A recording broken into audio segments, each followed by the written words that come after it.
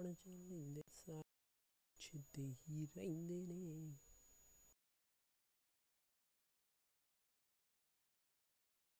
reminds me of like an old friend. Yeah. And like you could call him whenever you want. Like he's gonna answer and he's gonna help you out. You just got friend zoned by 5 girls, like right away. I built up the courage to ask. Wait, what? What the hell is this? What is this? It's a joke! No, because 2 days ago, actually, Ian asked me to prom, and we're going together, so Oh like... shit! That just brought that up, like I was totally forgot to tell you that. Yeah. I'm so excited! Yes! Why does the friend zone exist? For losers who are meant to be there. Would you say he's in the friend zone? Yes, I do have a boyfriend. Oh, you do have a Yes, boyfriend. not him. Are you two dating? No, we're not dating. We're just friends.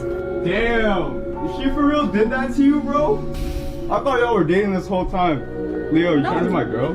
Yeah. Are you serious? Later, bitch. Are you serious? Are you Yeah, we're serious? just friends.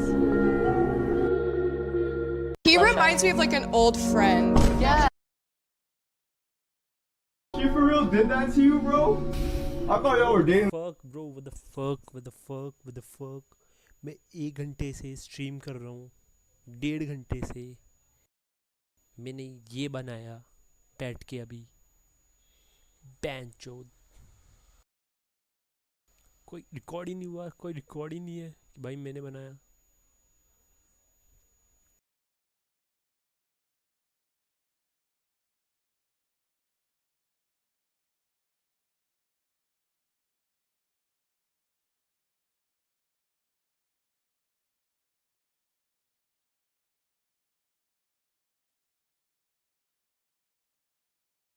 जान जान लेते सारे पूछते ही हो।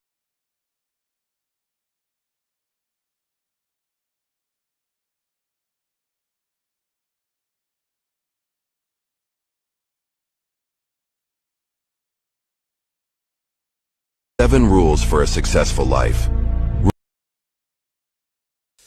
नेड़े करती जावे कौन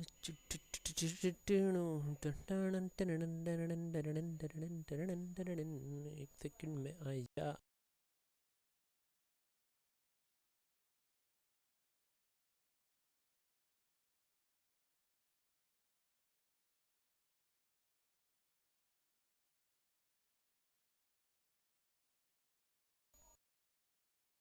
डियोर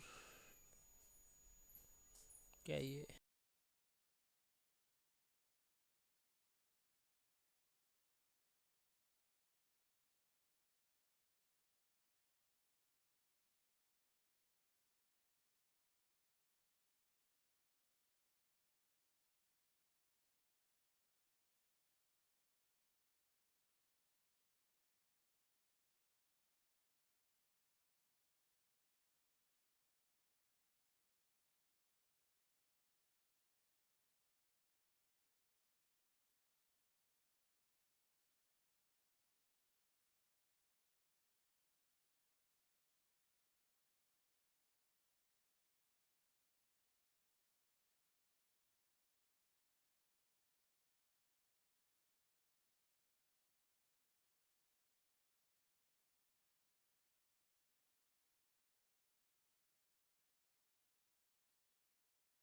दो 1 2 3 4 5 6 7 8 9 10 11 12 13 14 15 16 17 18 19 20 21 22 22 चॉकलेट।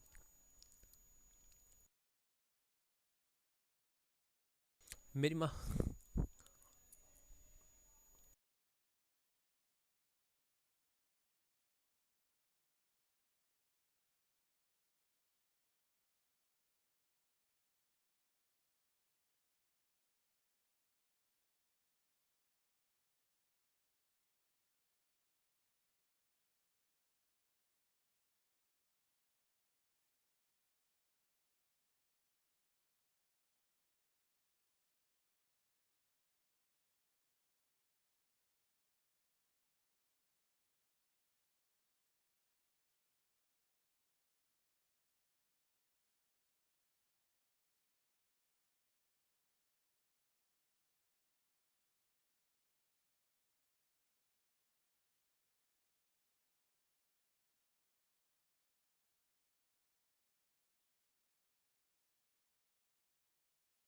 बहुत महंगी आवे है भाई ये।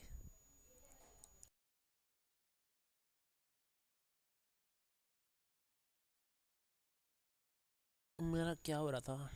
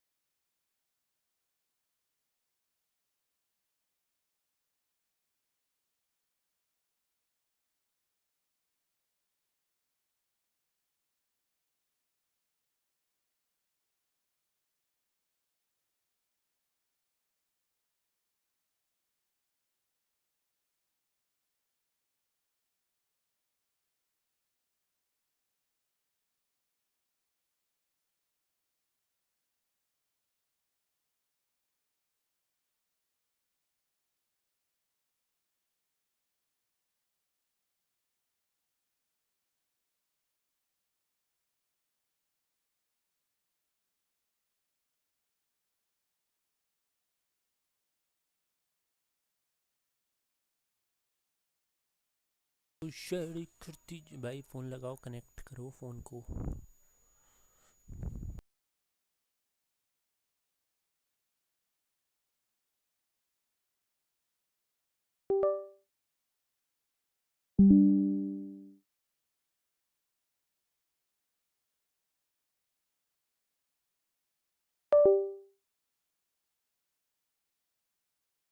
फाइल ट्रांसफर करते हैं।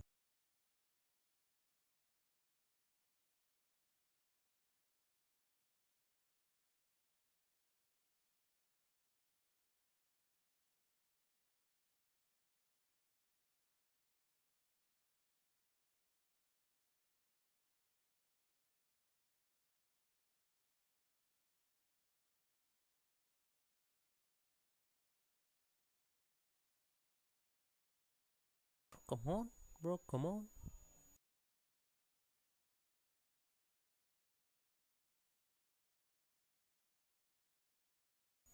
ओके, डन हो गया है।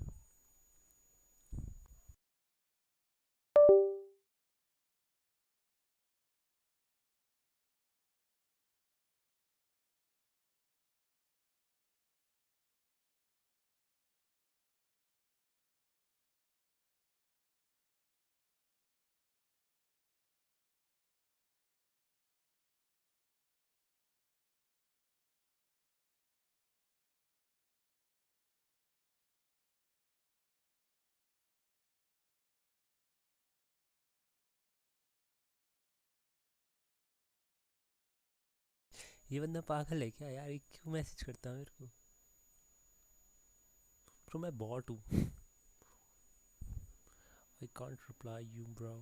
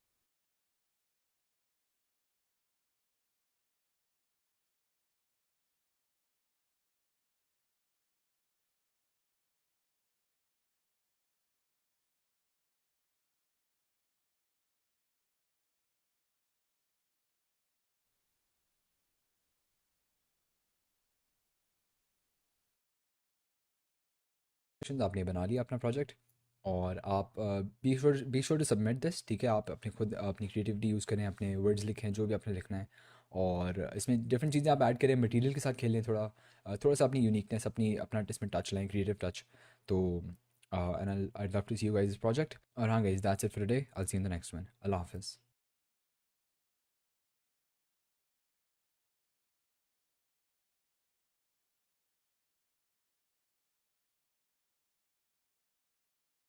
अच्छा जी, तो इस वीडियो में हम बनाएंगे ये वाला सीन। आप देख सकते हैं काफ़ी अच्छा सीन लग रहा है ये। इसमें बल्ब्स हैं। बेसिकली हमने मॉडलिंग इसकी इस तरह की कि हम एक रेफरेंस इमेज लेंगे जिसकी बेसिस पे हम ये बनाएंगे पूरा ऊपर वाला ऐसा। फिर एक स्फेयर लेंगे जिसको हम फिर एक्सट्रूड करके ऊपर से ये बल्ब बना लेंगे पूरा नीचे वाला। फिर इसके अंदर वाली थोड़ी मॉडलिंग है, और फिर साइडों से अंदर से इसके हम ये लगा देंगे, क्या कहते हैं, ये जो लाइट जहाँ से निकल रही है। प्लस में उसके अलावा हम क्या करेंगे, उसके अलावा हम बस में थोड़ी रिफ्लेक्शन वगैरह ऐड करेंगे, पीछे एक एच डी ऐड कर देंगे, और that should basically B it. तो चलें स्टार्ट करते हैं। सबसे पहले हम जाते हैं ब्लेंडर में, ठीक है। नया प्रोजेक्ट बना लें, सब कुछ डिलीट कर दें, प्रोजेक्ट सेव कर दें, और प्लस में हम एक ऐड करेंगे इसमें रेफरेंस। अब एक रेफरेंस मैंने डाउनलोड किया था, कहाँ गया, ये रेफरेंस है, ठीक है। ये रेफरेंस है, इसकी बेसिस पे मैं बनाऊंगा। आप ऑब्वियसली अपना डिफरेंट कोई रेफरेंस यूज़ कर सकते हैं। मैं आपको रिकमेंड करूँगा कि आप ये वाला ना यूज़ करें एग्जैक्ट, अदरवाइज़ आप इसे स्क्रीनशॉट करके ये वाला यूज़ कर सकते हैं, ठीक है। मैं रिकमेंड करूँगा कि आप खुद अपने रेफरेंस से बनाएं, ताकि आपकी क्रिएटिविटी जो है वो भी फिर थोड़ी बेहतर हो, ठीक है। तो इसको हम इंपोर्ट करेंगे, ब्लेंडर में आके इंपोर्ट करते हैं। तो इसमें हम करेंगे alt R, not alt R, इसको हम एक सेकंड, ये मेरा परफॉर्मेंस वाला खुल गया था कुछ। आप जहाँ पे जाके यहाँ पे ऑल्ट आर के बजाय आप रोटेशन को ज़ीरो भी कर सकते हैं, ठीक है। ज़ीरो हो जाएगी रोटेशन, और आप ऑल्ट जी दबाएंगे तो फिर आपका जो है लोकेशन रिसोर्ट नहीं चाहिए, लेकिन मेरा आई थिंक वो भी कोई और शॉर्टकट लगा हुआ है, तो आप यहाँ पे जाके ज़ीरो कर दें, ठीक है, सिंपली। तो अब मैं क्या करता हूँ, अब मैं से आर एक्स और 90 करता हूँ ताकि 90 डिग्रीज मेरा रोटेट हो जाए, ठीक है। अब मैं फ्रंट व्यू में जाता हूँ और मैं एक बनाऊँगा सिलेंडर, ऐड ऑब्जेक्ट सिलेंडर, ठीक है। अब मैं साइज़ की थोड़ी छोटी करता हूँ, जी ऊपर ले जाता हूँ इस तरह से। तो अब मैं इसे लाइक स्टार्ट करूँगा इसकी मॉडलिंग। बहुत बेसिक मॉडलिंग, मुश्किल नहीं है कोई। एस और फिर शिफ्ट जी, ताकि मैं सिर्फ एक्स और वाई एक्सिस में स्केल अप करूँ इसे इस तरह से, ठीक है। और ये होने के बाद में क्या करूँगा कि मैं इसे क्या कहते हैं, मैं पॉइंट में ही रहता हूँ, ऑल्ट जी दबाता हूँ ताकि मैं उसमें एक्सट्रीम मोड में चला जाऊँ। नीचे वाले सेलेक्ट करके मैं इसे एक्सट्रूड करूँगा थोड़ा सा इस तरह से, साइज़ थोड़ी इंक्रीज़ करूँगा, थोड़ा और करता हूँ, और साइज़ और इंक्रीज़ करूँगा। मतलब ये जो आप जिस तरह हमने चेस पीस बनाया था ना, चेस वाले जो हमने रेंडर बनाया था, उसी तरह का ये काम है।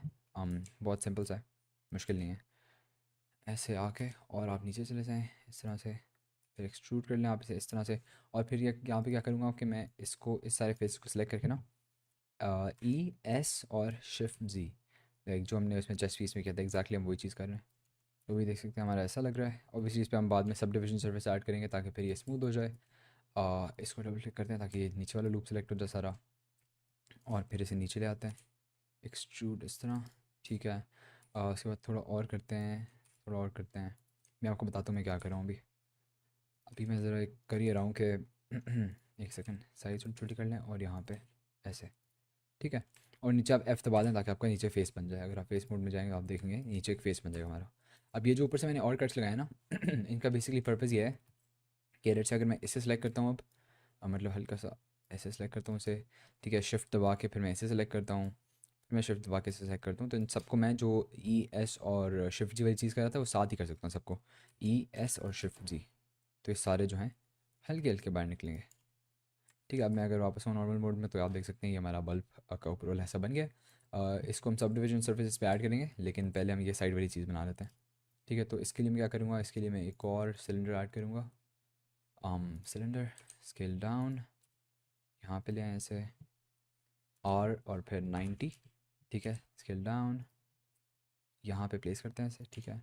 और उसमें एक्सट्रीम मोड में जाना मत भूलिएगा, बिकॉज सिर्फ आगे वाली जो वर्टिसेस हैं वो सिर्फ सेलेक्ट होंगी, पीछे वाली सेलेक्ट नहीं होंगी। तो इन्हें ज़रा सेलेक्ट करके हल्का सा स्केल अप करें, ऐसे आके एक्सट्रूड कर दें इस तरह से ऐसे। फिर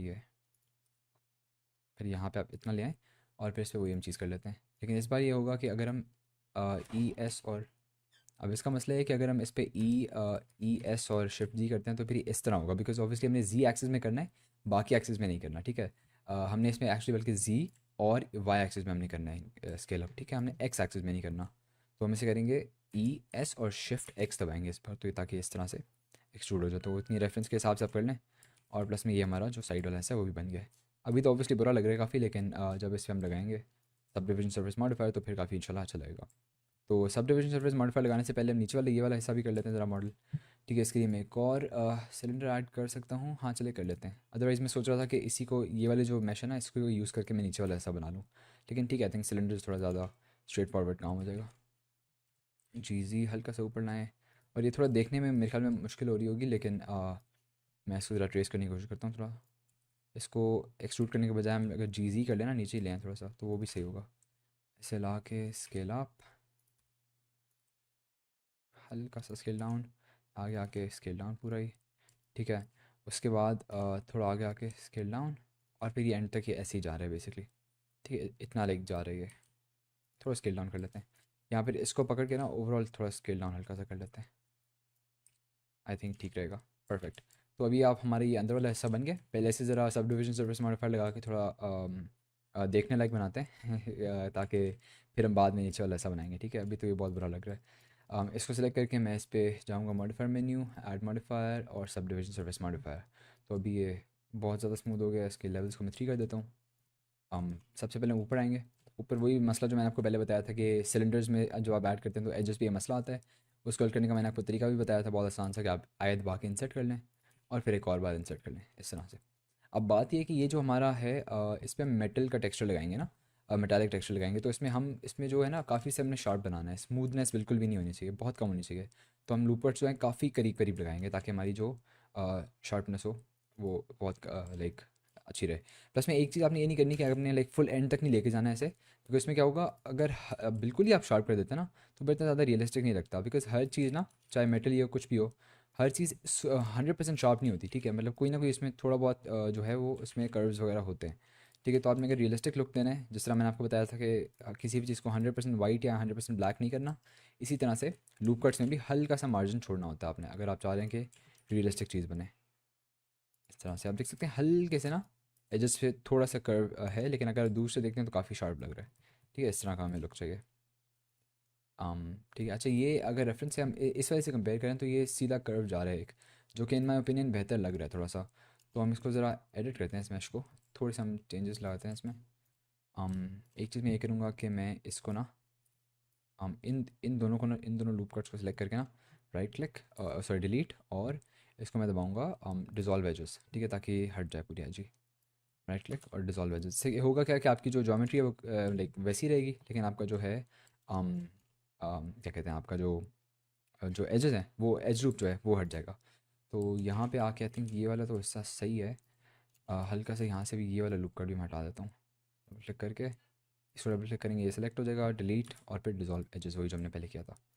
ठीक है, और ये वाला जो हिस्सा ना यहाँ पे इस वाले लूप कट को थोड़ा मैं डबल जी दबा के ना थोड़ा सा ऊपर ले आता हूँ। इस वाले को भी मैं हल्का सा नीचे ले आता हूँ, डबल जी करके थोड़ा सा नीचे ले जाता हूँ इसे भी, जी नीचे। और अब मैं इस फेस को सिलेक्ट करके ना, और वही ई एस और शिफ्ट जी हल्का सा इंक्रीज़ करके इस तरह ठीक रहेगा। और यहाँ पे मैं ऑब्वियसली लूप कट्स पे लगा देता हूँ ताकि शार्प हो जाए। उप्स, यहाँ पे नहीं, यहाँ पे लगाना था। I think that should be good. और यहाँ पे भी एक लगा देते हैं, और एक नीचे भी आ जाएगा ऑफ कोर्स। ठीक है, तो ये हमारा शेप आई थिंक काफ़ी बेहतर लग रहा है पहले से। अब हम नीचे आते हैं, ज़रा इन चीज़ों पे ज़रा लूप कट्स लगाते हैं। अच्छा, लूप कट जब आप लगा रहे हो ना, एक चीज़ मैं आपको बताना चाहता हूँ कि अगर आप फॉर एग्जांपल एक लूप कट ऐसे एक आ गया ना, अगर आप अपने स्क्रॉल व्हील को ऊपर करेंगे ना तो ज़्यादा लूप कट्स भी लगा सकते हैं आप। लेकिन मैं तो लाइक एक करके लगाता हूँ तो उससे ज़्यादा प्रिसाइज काम होता है। लेकिन अगर आप फॉर एग्जांपल आपको इसकी जो ज्योमेट्री आपको उसकी परवाह नहीं है कि यार बेशक ज़्यादा कट्स आ जाए और आपको जल्दी करना है काम, तो आप फिर उसमें इसके एक लगाने के बजाय ना आप ज़्यादा सारी लगा दें, फिर आपको लाइक काम थोड़ा जल्दी हो जाएगा। लेकिन ऑब्वियसली जितनी ज़्यादा ज्योमेट्री होगी, जितनी ज़्यादा वर्टिसेस होंगी, जितनी ज़्यादा एजेस होंगी, उतना ज़्यादा आपका कंप्यूटर का जो रिसोर्स है वो लगेंगे, और प्लस में रेंडर होने में भी टाइम थोड़ा ज़्यादा लगेगा। तो वो डिपेंड करता है कि आपकी जो प्रायोरिटीज़ है वो किस तरह की है। आप फिर अपने हिसाब से कर सकते हैं उसे। एक ही लगाता हूँ मैं यहाँ पे ऊपर, और एक नीचे। प्लस में एक एक लगाने का ये भी फ़ायदा होता है ना कि आप ज़्यादा प्रिसाइज हो सकते हैं। मतलब आप बिल्कुल एज तक ले जाएँ उसे, और आप हर चीज़ को हर चीज़ आपके कंट्रोल में होती है। टाइम थोड़ा ज़्यादा लगता है लेकिन हर चीज़ कंट्रोल में होती है आपके।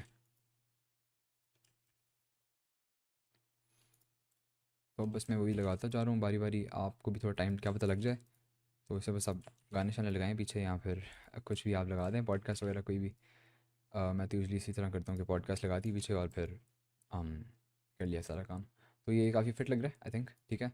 एक बस मसला है कि नीचे से वही जो शेडिंग इशू था जो हमने ऊपर फिक्स किया था, उसको फिक्स करने का तरीका आपको ऑब्वियसली पता होगा। एडिट मोड में जाएं, फेस सेलेक्ट करें, फेस को इंसर्ट करें थोड़ा सा और फिर दोबारा कर दें, जस्ट लाइक दैट, और हमारा ये मसला जो है पूरा ये जो है बन गया। राइट क्लिक करके शेड स्मूथ कर दें ताकि स्मूथ हो जाए, और रेफरेंस से कंपेयर करते हैं तो काफ़ी सिमिलर लग रहा है। इनफैक्ट आई फील लाइक हमारा जो है थोड़ा बेहतर लग रहा है, बिकॉज इसमें लाइन्स थोड़ी ज़्यादा है ना, ये थोड़ा ज़्यादा सिंप्लीफाइड है। तो दैट्स दैट, ठीक है। उसके बाद हम इस पे आते हैं। इसको ज़रा हम देख लेते हैं रेफरेंस को पहले कि लग कैसा रहा है, इस तरह का लग रहा है, ठीक है। ओके, तो अब मैं इसे ज़रा यहाँ पे आता हूँ। तो सबसे पहले इसमें मैं आऊँगा मॉडिफायर मेन्यू में, और मैं एक सब डिविजन सर्फेस पे ऐड कर दूँगा। अब ऑब्वियसली ये जो इसकी शेडिंग है काफ़ी अजीब सी हो गई है, तो मैं ज़रा एक्सट्रीम मोड में जाता हूँ। ये वाला फेस सेलेक्ट करूँगा, मैं इसे थोड़ा सा इंसर्ट करूँगा और दोबारा कर लूँगा, ताकि यहाँ से जो शेडिंग का अजीब सा इशू आ रहा था वो ख़त्म हो जाए, ठीक है। अब मैं इसमें ज़रा इसके लेवल्स हैं उनको इंक्रीज़ कर देता हूँ, 3 कर देता हूँ, और शेड स्मूथ भी हम इसे कर देते हैं, ठीक है। अब हम इसे ज़रा यहाँ पे एक लूप कर लगाते हैं, और अच्छा यहाँ पे आप देख सकते हैं एक मसला आ रहा है, वो ये है कि यहाँ पे स्मूथिंग नहीं हो रही, ठीक है। फॉर सम रीज़न वो क्यों नहीं हो रही मैं आपको बताता हूँ। गलती हमने ये की है कि हमने यहाँ पे ना, अगर मैं इसे जी करता हूँ ना, डबल जी करता हूँ, तो आप देख सकते हैं ये बेसिकली 2 एजेस थी एक जगह पे, ठीक है। एक जगह पे 2 एजेस लगी हुई थी। इनफैक्ट आई फील लाइक 3 तो नहीं है, हाँ नहीं, अच्छा हाँ 3 एजेस थी, ठीक है। एक ही जगह पे 3 एजेस लगी हुई थी, मर्ज हुई थी। तो ये हमसे आई थिंक गलती हो गई थी मॉडलिंग के दौरान। तो अभी हम ज़रा ऐसे थोड़ा फिक्स कर लेते हैं, ताकि हल्की सी स्मूथिंग तो हमें चाहिए ना, ज़्यादा नहीं चाहिए लेकिन हल्की सी चाहिए। अम, और ये एज तो अभी फारिग है, बेसिकली इतनी काम की नहीं है। यहाँ तो हम इसे इधर मूव कर दें, यहाँ फिर हम इसे राइट क्लिक सॉरी डिलीट कर दबा के डिजॉल्व एजेस कर दें, तो ये फिर इस तरह का हो जाएगा, ठीक है। बाकी आई थिंक ये सही लग रहा है। यहाँ से एक थोड़ी एज होनी चाहिए, बिकॉज यहाँ से थोड़ा शार्प मैं चाह रहा हूँ, और यहाँ से भी एक ऐड कर ही देते हैं। बाकी I feel like it's fine, ठीक है। एक चीज़ जो है, इसको तो ओवरऑल मैं इसकी इस ऑब्जेक्ट की ना थोड़ी साइज़ थोड़ी करना चाहूँगा, बिकॉज ये थोड़ा इसमें ज़्यादा बड़ा लग रहा है। और हाँ I think that should be good. और प्लस में ये जो है इसको मैं डबल क्लिक करके और जी और एक्स थोड़ा सा करूँगा, ताकि हल्का सा पीछे चला जाए। और यहाँ से भी वही मसला है कि हमें दो जो एजेस आई हुई हैं, तो ये ज़रा मुझे समझ नहीं आ रहा मसला क्या है। डिलीट करके डिज़ोल्व एजेस करें, और डबल जी यहाँ से निकालें, डिज़ोल्व एज कर दें, और अभी जो है हमारा एक ही फेस है, ठीक है। और इसको ज़रा हम इंसर्ट कर देते हैं ताकि वो शेडिंग का इशू ना आए, और I think we are good to go, ठीक है, परफेक्ट। तो ये हमारा ऊपर वाला भी हिस्सा बन गया। और अब हम आते हैं नीचे इस वाले पार्ट पे।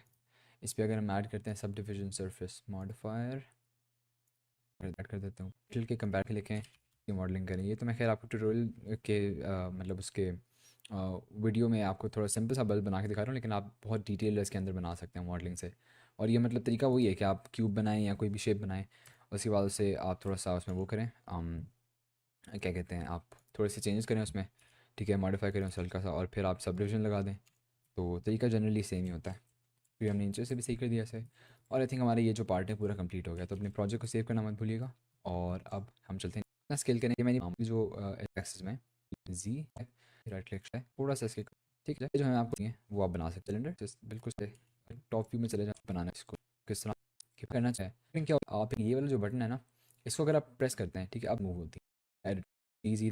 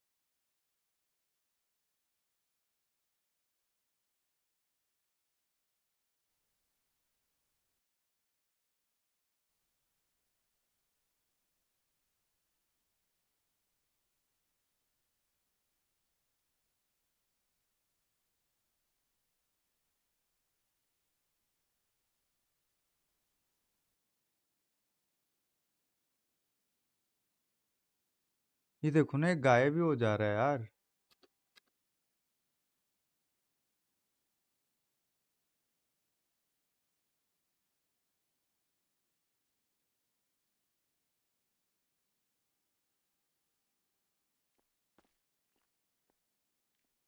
रुको, एक बार सब कुछ स्टार्टिंग से स्टार्ट करेंगे, ठीक है? एक बार सब कुछ स्टार्टिंग से।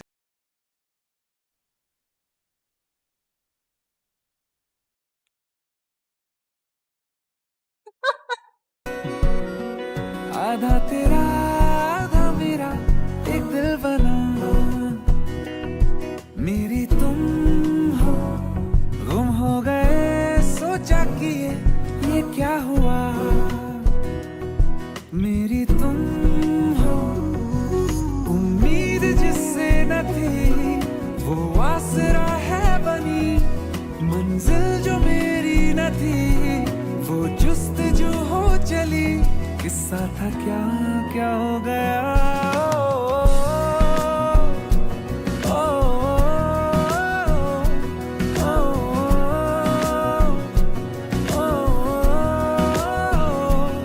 मेरी तुम हो। यार ले दे के ना एक ही बात समझ में आई है, असली मसाले सच सच।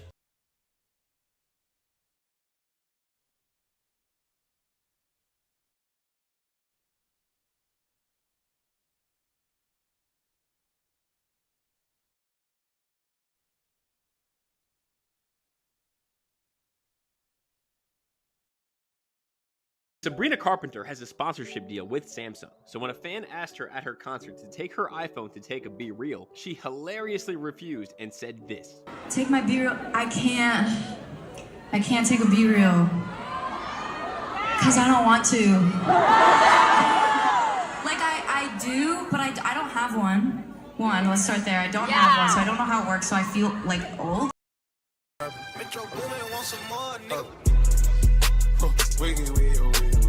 Why most Indian men are bad at social skills? यार आज भी ना इंडिया में ऐसे स्कूल्स हैं जहां पे लड़के और लड़कियों को साथ में नहीं बैठने दिया जाता है। इतना कि वहां पे उन्होंने सीसीटीवी कैमरास लगा रखे हैं ये देखने के लिए कि कोई लड़का लड़की साथ में बैठ तो नहीं रहे हैं, कहीं हाथ पकड़ के चल तो नहीं रहे हैं, कहीं प्लेग्राउंड में तो साथ खेल नहीं रहे हैं, गलती से बात ना हो जाए। And not just this, but जब 2022 में केरला गवर्नमेंट ने एक जेंडर न्यूट्रल पॉलिसी निकाली तो वहां के कई सारे लीडर्स ने उसको अपोज करा, बोल के कि लड़का लड़की अगर साथ बैठेंगे बात करेंगे तो फिर वो डिस्ट्रैक्ट हो जाएंगे और वो पढ़ नहीं पाएंगे, which doesn't make sense. Because भाई जिसको पढ़ाई करनी नहीं है वो लड़के के साथ बैठे या लड़की के साथ बैठे, वो तो पढ़ाई करने वाला है ही नहीं। एंड जिनको पढ़ाई करनी है वो साथ में बैठ के पढ़ भी सकते हैं।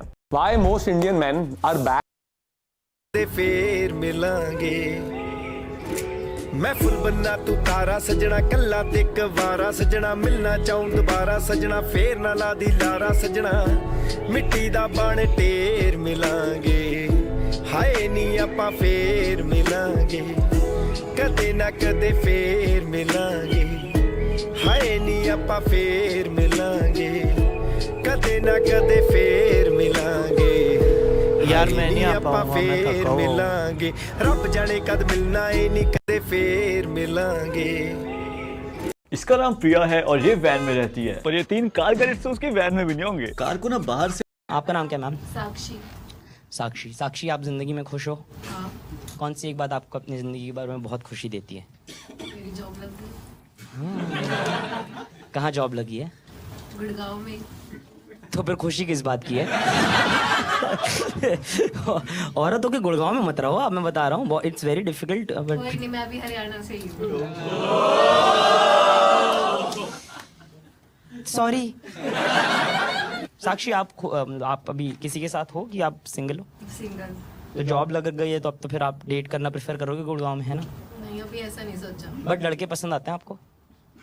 आपको लड़के पसंद नहीं? नहीं, मैं पूछ रहा हूँ आजकल भाई, ये आप ऑफर कर रहे हो क्या मेरे को? ये मैं एकदम ही बोल रहा हूँ कि लड़के पसंद आते हैं, कहता आपको लड़के पसंद आती है? नहीं, बट इन जनरल एकदम से फिर जैसे ही आपने बोला ना कि आपको लड़के पसंद नहीं आती, तो आपके आंखों में देख के मेरे दिमाग में चला मैं तेरा, मैं तेरा, मैं तेरा। आपका नाम क्या ma'am? India is taking over, guys. Zayn Malik. झपकती पलके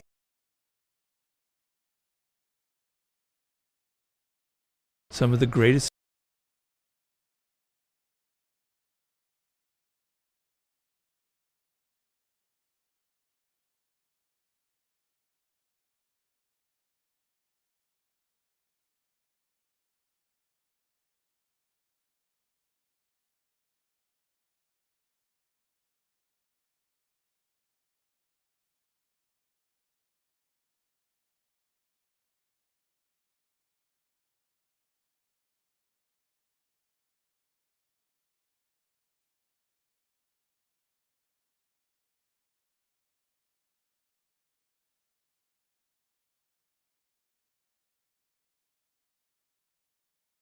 Like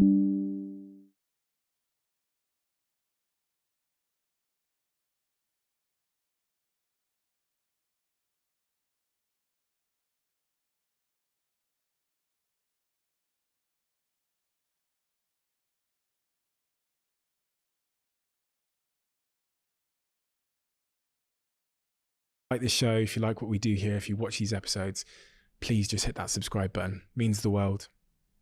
I was looking at all of these different jobs you'd had, and they all seem to be completely different from one another. So then trying to understand how you arrived at a moment where you then wrote a book on the topic and subject matter of power, having not been, a psychology graduate or seemingly worked in any industry related to like human psychology, seemed to be really peculiar to me.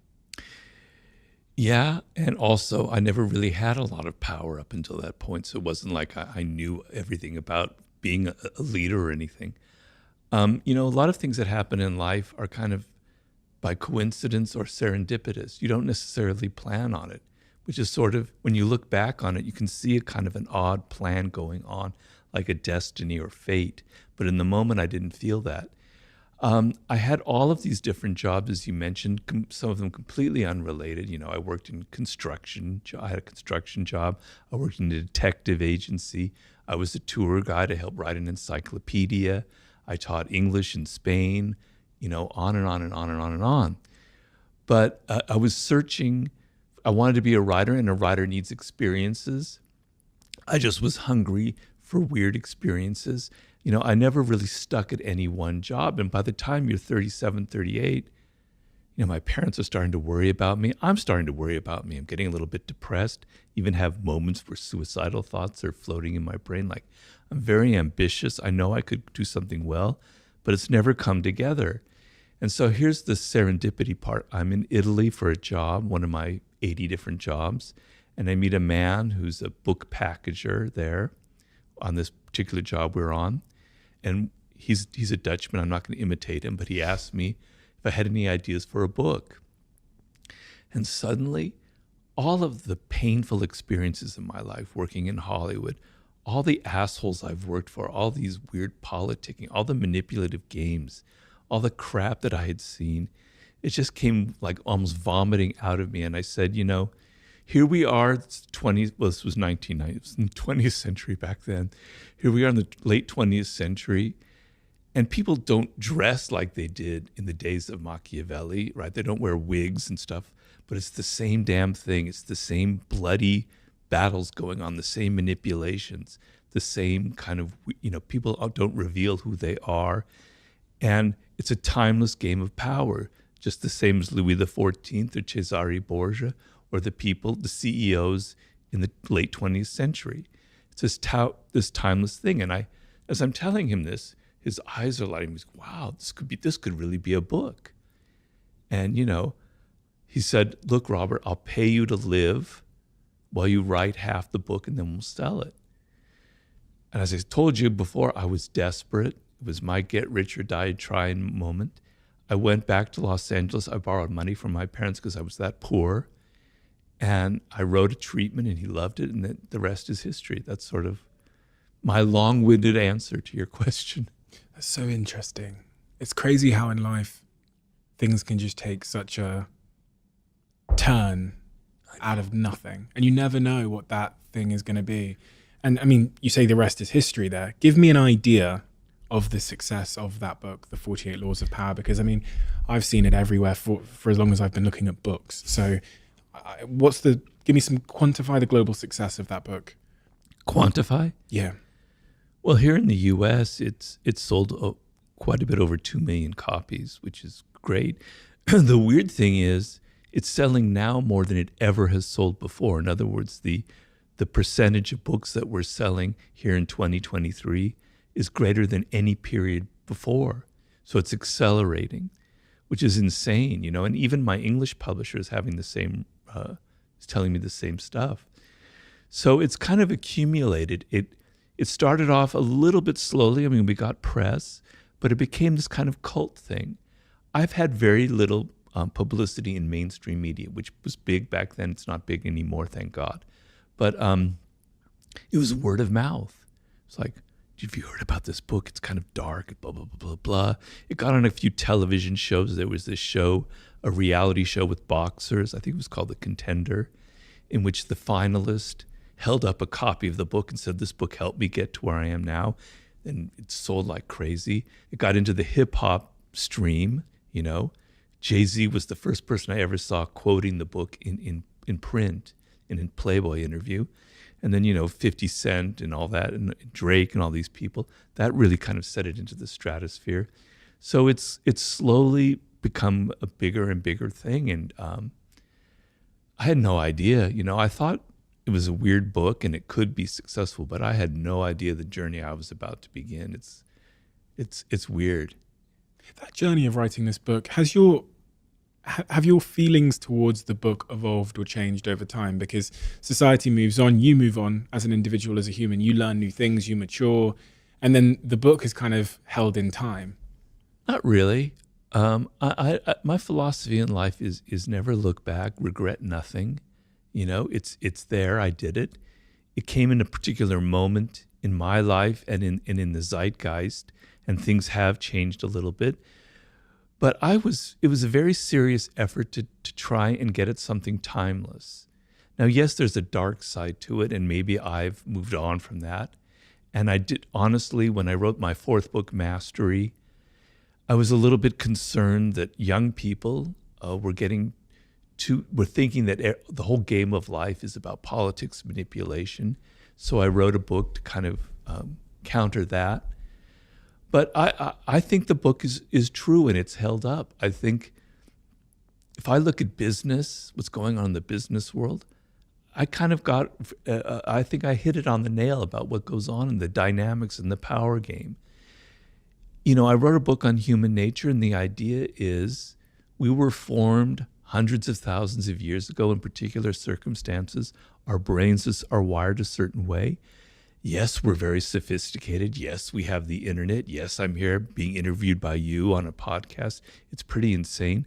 But we haven't fundamentally changed. The same raw emotions of envy, of aggression, of you know, worrying about our status, about having to disguise ourselves and appear like we're saintly and loving, that we don't have a shadow, which we all have. None of that has changed.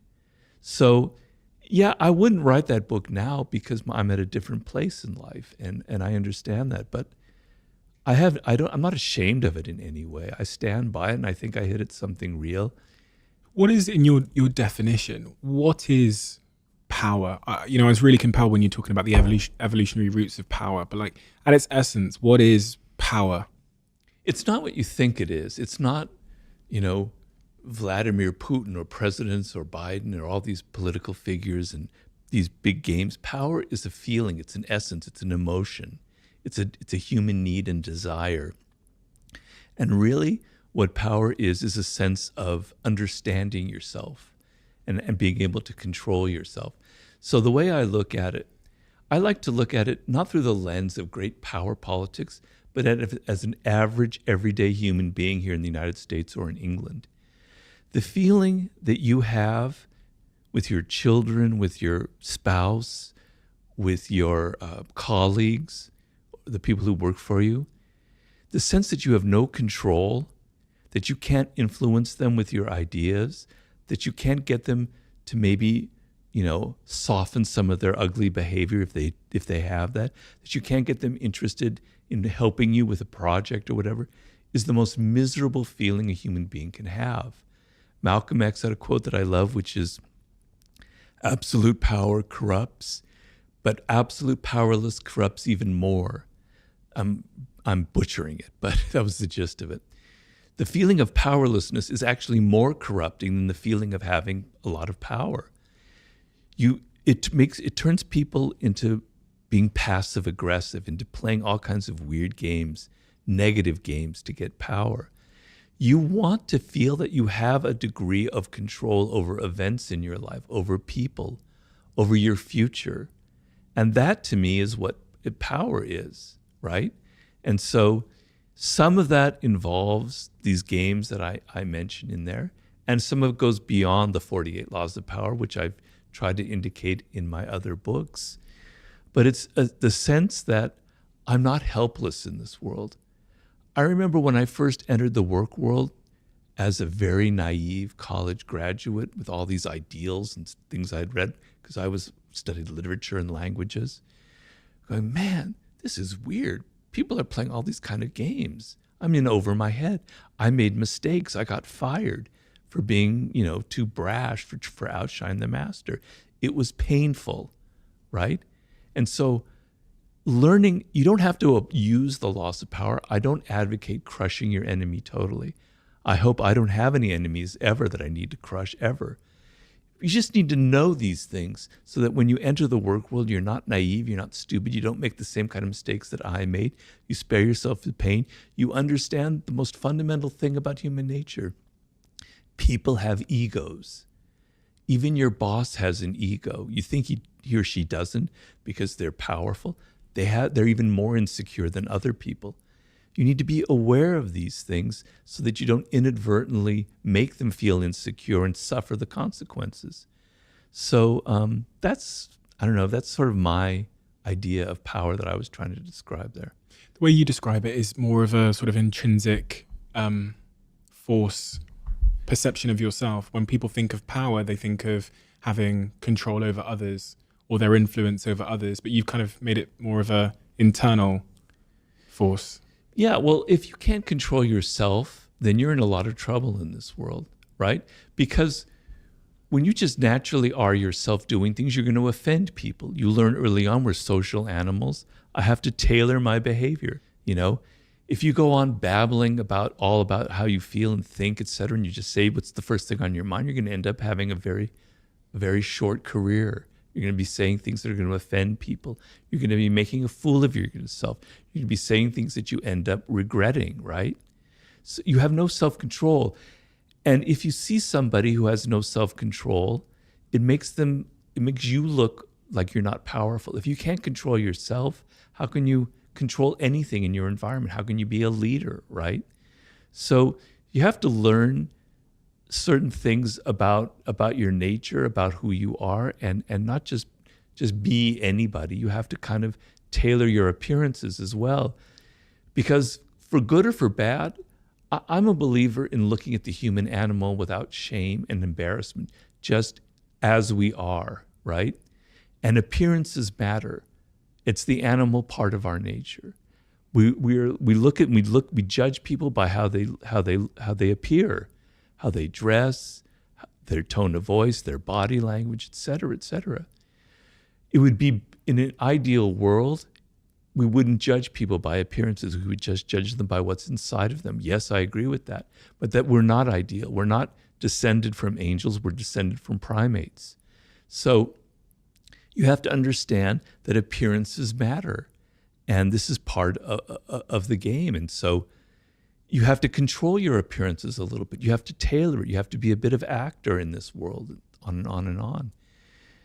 These are things that people don't like to admit about ourselves. We like to think that we're much more idealistic, that these things really don't matter in the end. And I wish it were that way, but it's not. And so I'm a bit more of a realist when it comes to things like that. But yeah.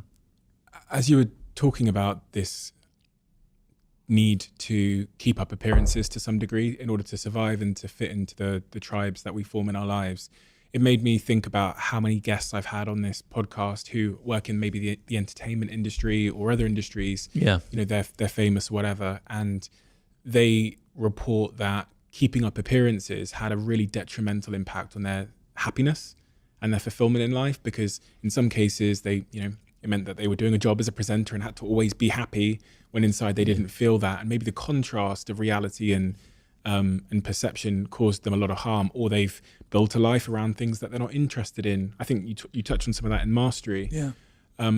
That's the question I have, which is keeping up appearances and the impact that has on your happiness, i.e. wearing a mask. Mm-hmm. And happiness. What's the relationship?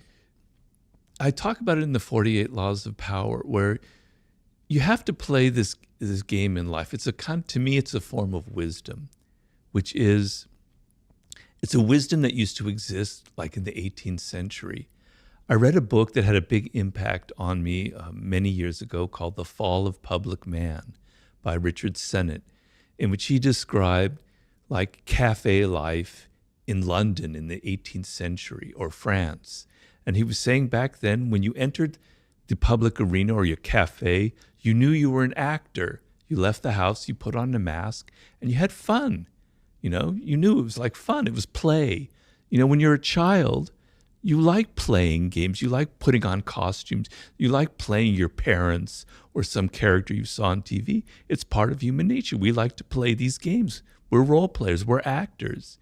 And he was saying in the 18th century, that was just a given in life, that when you entered the public realm, you knew you were an actor. And then when you went home to your wife, your family, or your husband or wherever, you drop the mask, you breathe a deep sigh of relief, go, now I can be who I am. Right? And it wasn't a problem. It didn't create neuroses. It didn't create this like, what's wrong with me? I don't know who I am anymore. So people now, the problem now is we don't have distance from that social realm. And so we think that if we're acting, that's who we are. But it's not. It's just that's part of being a social animal, is playing a role. You know, I did a book with 50 Cent, and he kind of exemplifies a lot of that. He plays a role in life. You know, when I met him, I thought, I was kind of intimidated. I was a little bit afraid. You know, the thug. This is a guy, and when I met him, he was, you know, just a few years away from being shot and all this stuff. And I met him, and he was the nicest person in the world. He was almost kind of sweet. He'd hate it if I said that word, but he was sweet, right? He was very down to earth. He was very calm, etc. He's playing a role when he goes out and he plays that person, and he knows it. He knows it's like, he doesn't take it seriously. You know, he had this big beef with Kanye West back when I was doing the book with him. And then I met the two of them in Vegas when they were there for the awards. And they were like the best of friends. They were joking. It was just a game they were playing, right? So what I tell people is, we all are actors. Humans are born actors. We learn at a very early age to play that kind of game. It's kind of fun sometimes to do that, you know.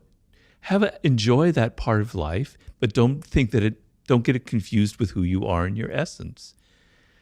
That's sort of the dance you're playing between those two things. I understand what you're saying, and a lot of it has to do, as you said, related to mastery, where people end up in a career that doesn't suit them. And I think I understand what you're getting at. When I look at like presenters or people in the news, and they have to smile and be so cheerful, like going, man, what a drag. I'd hate to be like that. You know, that is so false. Don't you want to take a shower after you being so cheerful and chatty and all that shit? You know, yeah, I understand that. But if that's the profession you chose and you love it, then maybe you don't feel that way. I couldn't do it personally. But, you know, I think it's okay to think of yourself as an actor. I don't think there's anything wrong about that. The second very curious law in your book that I uncovered was law number 2. I'm talking about the 48 laws of power here, where it says, never trust friends too much. Learn how to use enemies. Yeah. Do you trust your friends? Okay, well, everything in the book is context. So when you take things out of context, it's a little harder to understand. And what I'm trying to say in that, I'm talking about in the work world, when you're out in the social realm. And one of the worst things that people do is you have a job, and I've been guilty of it myself even after I wrote the damn book. You're out in the work world and you need to hire somebody. You need to find a colleague. You need to find a partner or an employee. Your mind naturally gravitates towards a friend, right? Because they know you, you trust them, you have a relationship, you know, and you feel comfortable with them. And it's a terrible mistake. So many of the worst things that have happened in history are because of that very problem. Because friends, there's all these emotions involved between people, right? And those emotions confuse the issue. So what I'm talking about in that law is when you need to get results, you need to think, when you have a job or something, you have to think in practical terms, not in terms of emotions, not in terms of friendship, et cetera, et cetera. So you want to keep your work world separate. it's not everything about life is having to be friends and having nice things and everybody like you. Sometimes what matters is getting results done. And sometimes the best person to work with isn't your friend because they don't have all this other stuff that we're talking about.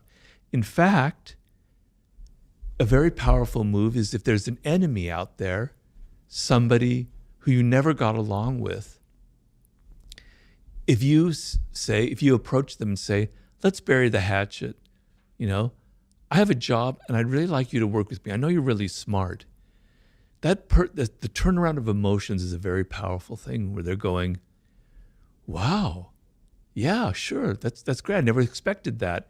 And they're highly motivated to now prove that they're worthy of your change of mind. So it's not about not trusting your friends in the realm of friendship in personal relationships. It's about being aware that the work world is different from the realm of personal relationships. The other point I found really curious was point 3 about concealing your intentions. And Yeah. I find this curious because I've never really known where to land on this when people ask me for advice on the subject matter about how much of your hand should you show, whether it's in business or life or whatever. There's a group of people that think you should always just keep everything you're doing and your intentions totally secret, because then people might copy you or they'll attack you or whatever. And then there's another school of thought that says when you're building something, when you're doing something, when you have a mission, you need to share it with as many people as possible, because that will galvanize people to come along with the journey with you, and they'll want to support you and help you. So when I read point number 3 about concealing your intentions, I wanted to ask you about what you think about that. Which side do you land on? Well, everything depends on circumstances. So the laws are never meant to apply to every situation, right? So when it's with your own team and you're trying to inspire them and you're trying to give them a vision, you try to get them on your side, yeah, you share your vision with them. You share, this is where the group is going. This is where I want things to be in 3 years. Let's all get together. We're trying to do something very positive for the world. Okay, here's my plan, right? But then there are circumstances where revealing everything about what you're planning to do is actually very counterproductive, right? So the business world in the 21st century is extremely competitive. It's getting worse and worse by the day. As more and more people now are entering the power arena, and I think it's a great thing, where it used to be just a realm where only older white men had power, and now the doors have opened to everyone. The level of competition is that much more intense, particularly now even with the internet. You have rivals out there. You have competitors out there. Even as we talk right now, maybe you're not thinking about them, but they are. They're going to steal your ideas. They're looking to take your business away from you, et cetera, et cetera. Just be aware of that phenomenon. And just always saying what you're planning on doing isn't always the wisest thing to do. Sometimes, if you're in a tricky situation, putting people off the scent and giving them a red herring and saying, I'm planning to do this when in fact you're planning to do that. It's a very powerful technique. It's deception, but all's fair in love and war and business, I'm afraid. So, there are moments where you don't want to lay all your cards out on the table, right? You want to either create a little bit of mystery so that people don't know what you're going to do next and they're wondering what you're going to do next. And as they're wondering what you're going to do next, they're kind of on their heels a little bit. What's the next thing that Stephen is planning? I don't really know. Wow. It's a very powerful approach. There are other times and other experiences and moments in life where you do want to reveal what you're planning to do because there's a purpose behind it. I'm just saying, be aware. Don't just act in this world. Be aware. Have a strategic mindset. Sometimes concealing is what you need to do. Sometimes not concealing is what you need to do.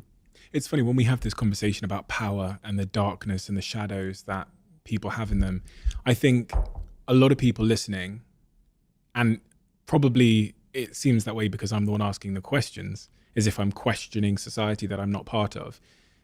They'll think they might think they don't play these games, right? They might, so that's the question I have is like, have you ever encountered anybody? Do you believe there's anybody out there that doesn't play power games, manipulation, have shadows, have darkness in them? No, I don't. But so in my war book, I read the biography of Mahatma Gandhi. one of the saintliest figures in history, right? And I realized that Mahatma Gandhi was actually a brilliant strategist. Now, I'm not saying his use of nonviolence and civil disobedience didn't come from the heart. He didn't mean it. He didn't actually believe in the peaceful method. He did. It was very sincere. But he was very strategic about it. And he planned a campaign, several campaigns like the Salt March in the 20s, where he knew, for instance, that the English public was very liberal-minded. They had this ideal of themselves as being they weren't colonialists, they weren't imperialists. They were doing the best for the world. And he deliberately had these marches where he knew that they would be reading in their newspaper and seeing photographs of Indian people being beaten up by Englishmen and their Indian officers on the streets of wherever. It would have a terrible impact on the public. He thought in terms of strategy. Okay, so there's Gandhi. Then there's Martin Luther King, who's somebody I wrote about a lot in The Laws of Human Nature. Another great icon whom I admire, who actually was inspired by Gandhi and had campaigns of civil disobedience. And there was a campaign, I believe it was in Montgomery or Selma, I can't remember which one, where he was getting fed up. They weren't getting very far in the civil rights movement. They were reaching a stalemate, and he was getting very frustrated. And an advisor came to him and said, look, we're going to have this massive march, and I can get a lot of elementary school and junior high school students to be on this march because they believe in you and they're very fervent. And I think it would be great. And his advisors go, God, you can't do that. You can't put 13-year-olds at risk. And Martin Luther King thought about it very deeply. He said, no, we're going to go ahead and do it. Because, damn it, I want the American public sitting in there all fat and watching their televisions to see these brutal, Bull Connor, the police chief then. I want to see these children being water hosed and beaten, and it's going to have an incredible impact. He was being strategic, and his advisors were shocked by it, but it ended up proving to be one of the most pivotal, important moments in the civil rights movement. So here you have Gandhi and Martin Luther King. And Martin Luther King was a flawed individual, as we know, right? He had a private life that wasn't exactly in the same as his public life. I don't judge him for that because he was a brilliant man, and I admire him. I love him deeply. Reading his biography made me even admire him even more, seeing that he had a human flawed side to him. But these are icons that we set up, and they reveal what I'm talking about in human nature. You can't escape it. Yeah, maybe there was some saint born in some century that I've never heard of that maybe got pretty far away from everything I've talked about. But, we all have this idea, like in The Laws of Human Nature, I write about irrationality, envy, aggression, or narcissism. Narcissism is a good one. Oh, they're a narcissist. I'm not a narcissist. I'm not self-absorbed, but they are. Yeah. I don't have any of those traits. Well, damn it. Every single human being has self-absorption traits. We can't help it. We naturally think of ourselves first. Yes, there are people who are much deeper narcissists in life, no doubt, and there are toxic narcissists, but we all have a touch of it. I want you to be a little more humble in this world and not be so arrogant and not think that you are somehow exempt from having a dark side, that somehow you were born with a halo over your head, that you were born different, you don't have human nature, that you're a saintly person, you're much better. Get rid of your moral superiority because I find that deeply offensive. We are all cut from the same cloth. We all have the same flaws. And when you look at yourself, and when I wrote The Laws of Human Nature, I'm going, damn it, Robert, you have a dark side. You're a narcissist. I had to come to terms with my irrationality, my grandiosity, my aggressive instincts. But it's the only way to change yourself is to be aware that you have these issues. I have the narcissistic tendencies. Now I see it. All right. Now when they pop up, I can control it better. I can say, damn, Robert, you're being too self-absorbed to think more about the other person. But if you go around in life thinking, I don't have any of these problems, I'm not a narcissist, you're never going to have the awareness to stop the fact that you are actually one. Being a narcissist, is that objectively a good or a bad thing? Because when you was obviously, I know people at home go, it's a bad thing. It's a narcissist cause a lot of harm, and that's very true.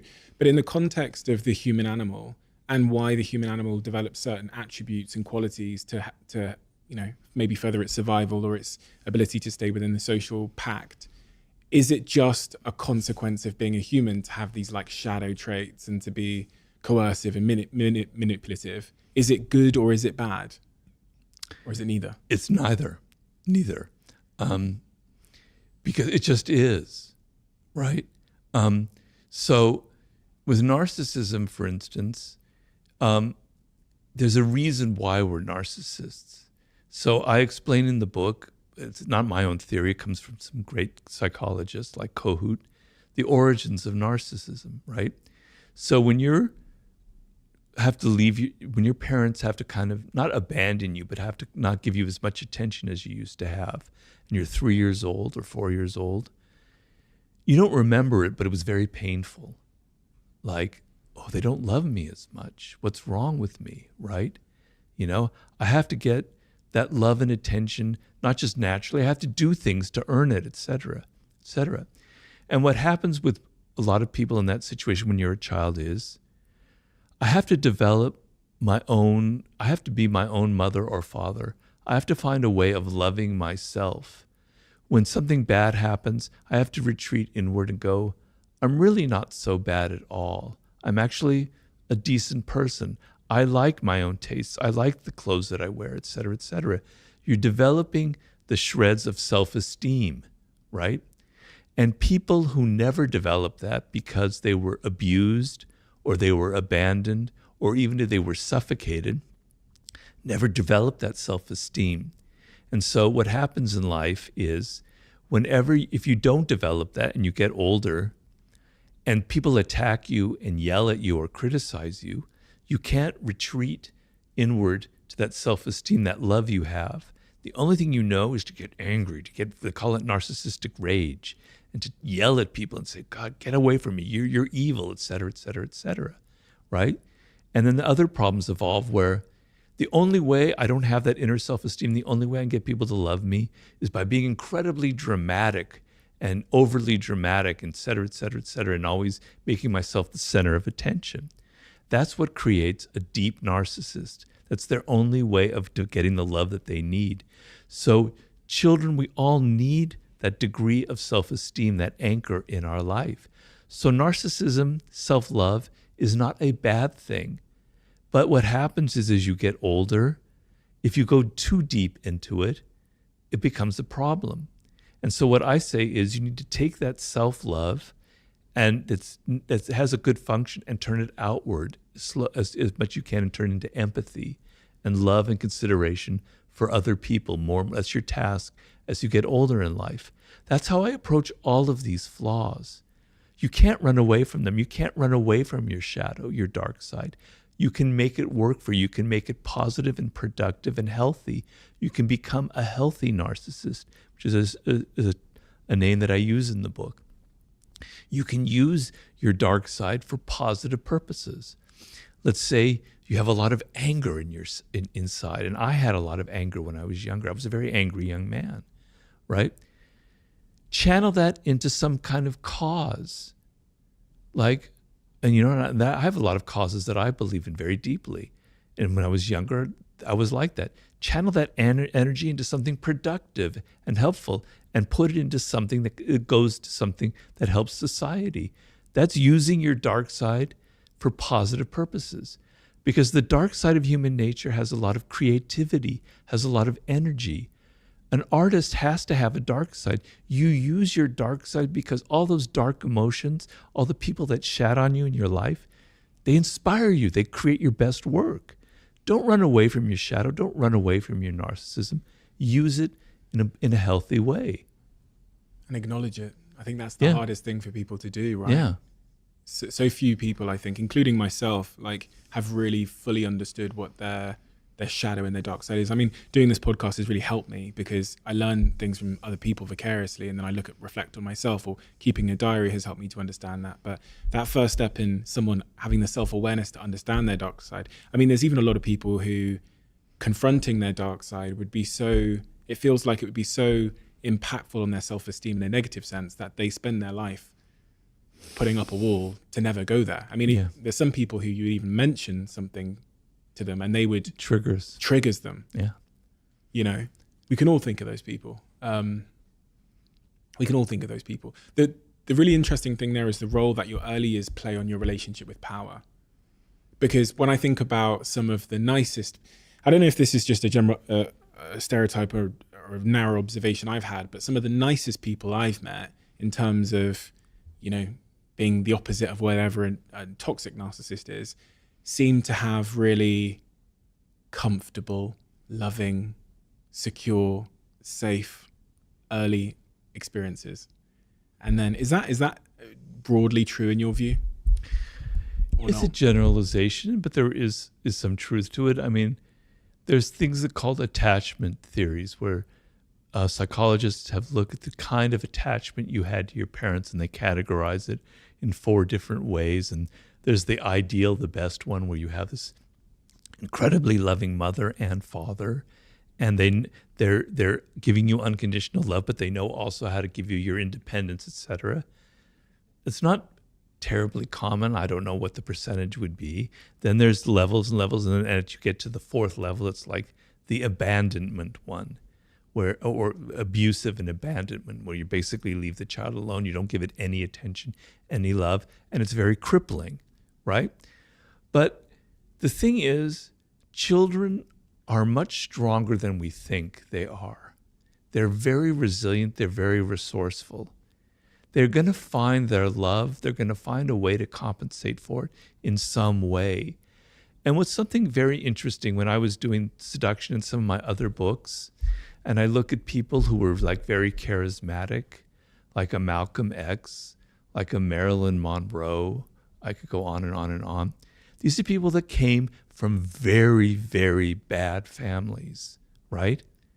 They had no love. Marilyn Monroe was an orphan, essentially, raised in an orphanage, you know? Her whole life was, I got to get people to love me. I need love so desperately. And her way of doing it was to literally make love with the camera. Nobody ever done that before.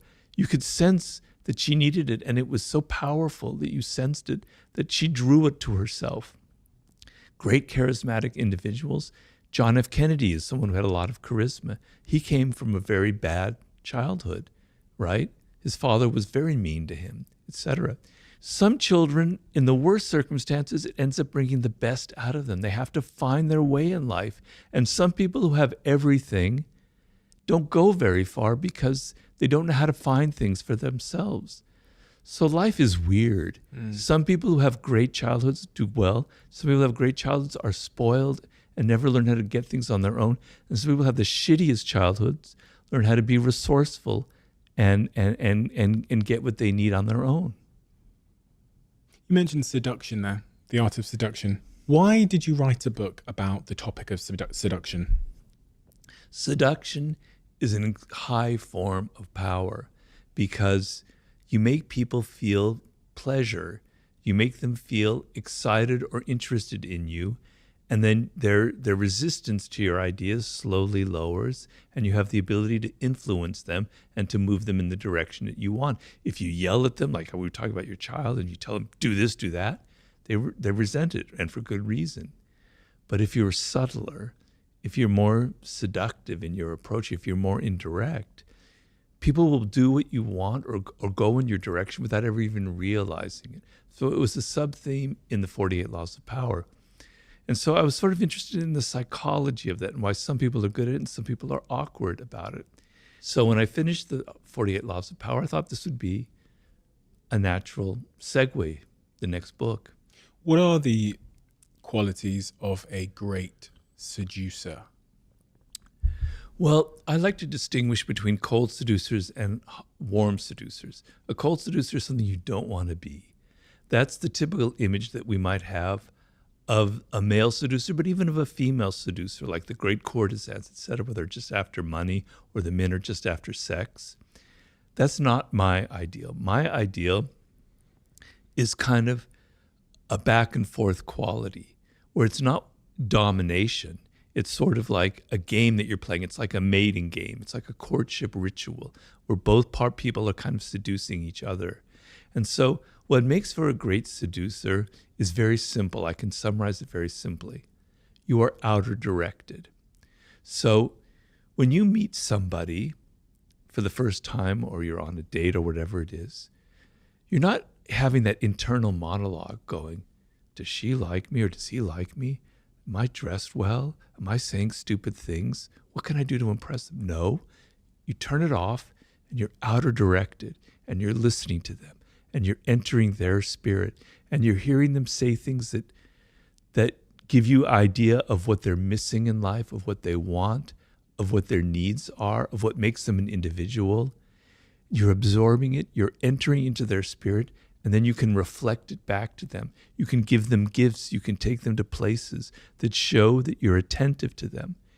Because if you look at how we are in our day-to-day life, normally people never pay us attention. They're always so self-absorbed, they're never thinking about us. The times where you get the sense that people are actually interested in who you are as an individual is pretty rare. If you give that feeling to someone, it's incredibly powerful because we all want to be validated. We all want to be recognized. So the seducer is not someone who's all worried about him or herself and thinking. They're involved in the other person. They're absorbed like a sponge inside their psychology, inside their world. A lot of this is, very applicable to romance and dating, etc., etc. It feels, for whatever reason, not necessarily something I've read much about in your work, but it feels like dating and romance and relationships have become much more complicated in the modern world. That it's become much more difficult to seduce somebody. What are the attributes of someone then that is not good at seducing? Anti-seducer has many qualities. I have a whole chapter on the anti-seducer. I try and define it. There's several of them. I don't have them all memorized, but one quality that's very anti-seductive is preaching and moralizing. Is like telling people, "Oh, that's wrong what you just said," or "Your politics are ugly," or you're not really good at this," or something or other. Having a moral superiority, a sense of sanctimony in a realm which should be about pleasure, where should be that kind of equality, that kind of back and forth dynamic, where you're asserting your moral superiority, is deeply, deeply anti-seductive, the element of preaching to people. Not being generous, and I mean not just with money is important, but not being generous with your spirit, right? You want to be open, you want to give as much as you can to the other person of yourself, of your time, of your money, of your energy, etc. So being all kind of crimped and I don't want to give, I don't want to spend money, I want to take you to the cheap place to eat, I don't want to give you much time, is very, very anti-seductive.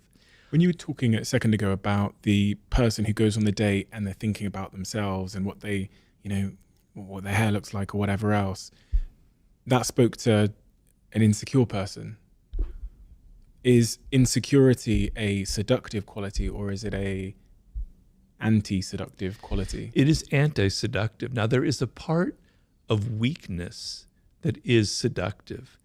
So I would say vulnerability is seductive, but insecurity is anti-seductive. And there's a big difference. Why does vulnerability draw people to you?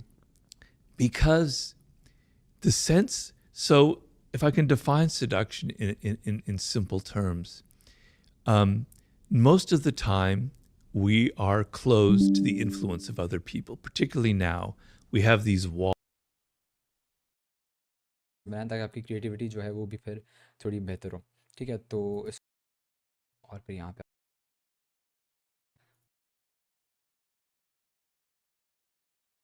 पास के ऊपर आप ये हमारा texturing और इसके बाद हम lighting करेंगे और फिर हम पूरा सीन बिल्ड करेंगे और फिर हम रेंडर करेंगे ऐसा। ओके, सो पहले हम जाएंगे लुक डेव मोड में टेक्सचर स्टार्ट करने के लिए। अभी आप देख सकते हैं कोई भी इस पर टेक्सचर नहीं लगा हुआ।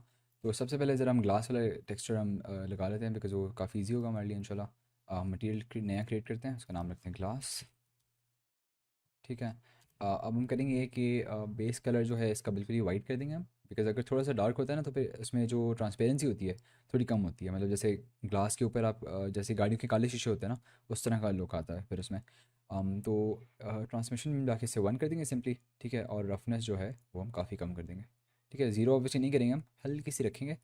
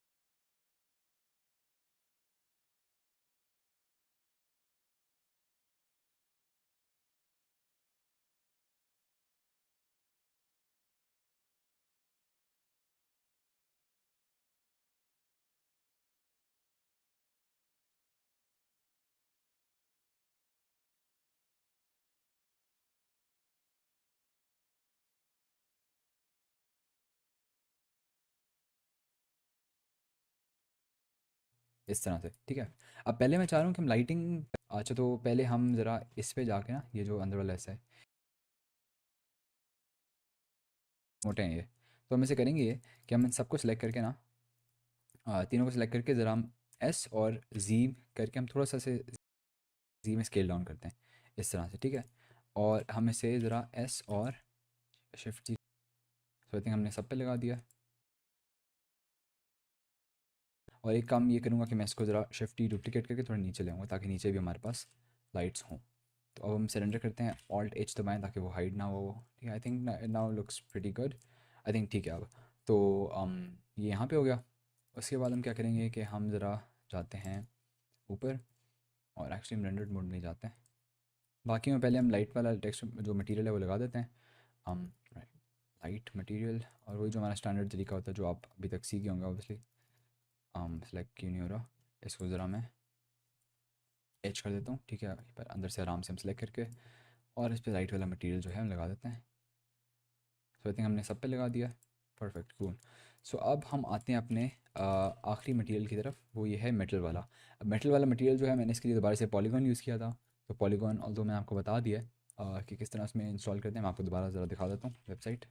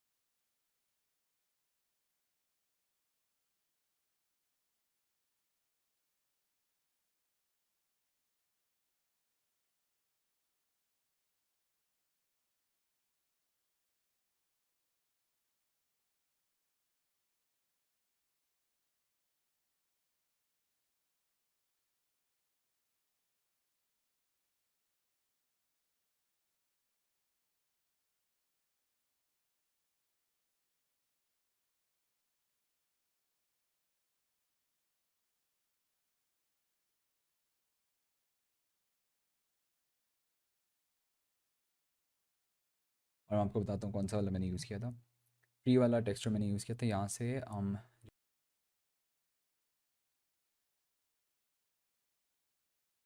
रिफ्लेक्ट करने के लिए और लाइट्स लगाए हैं, ठीक है। तो हम ज़रा जाते हैं रेंडर्ड मोड में, लेकिन अभी हम ईवी में हैं, तो ईवी ऑब्वियसली रियलिस्टिक आपको रिजल्ट नहीं देगा। सीपीयू में साइकिल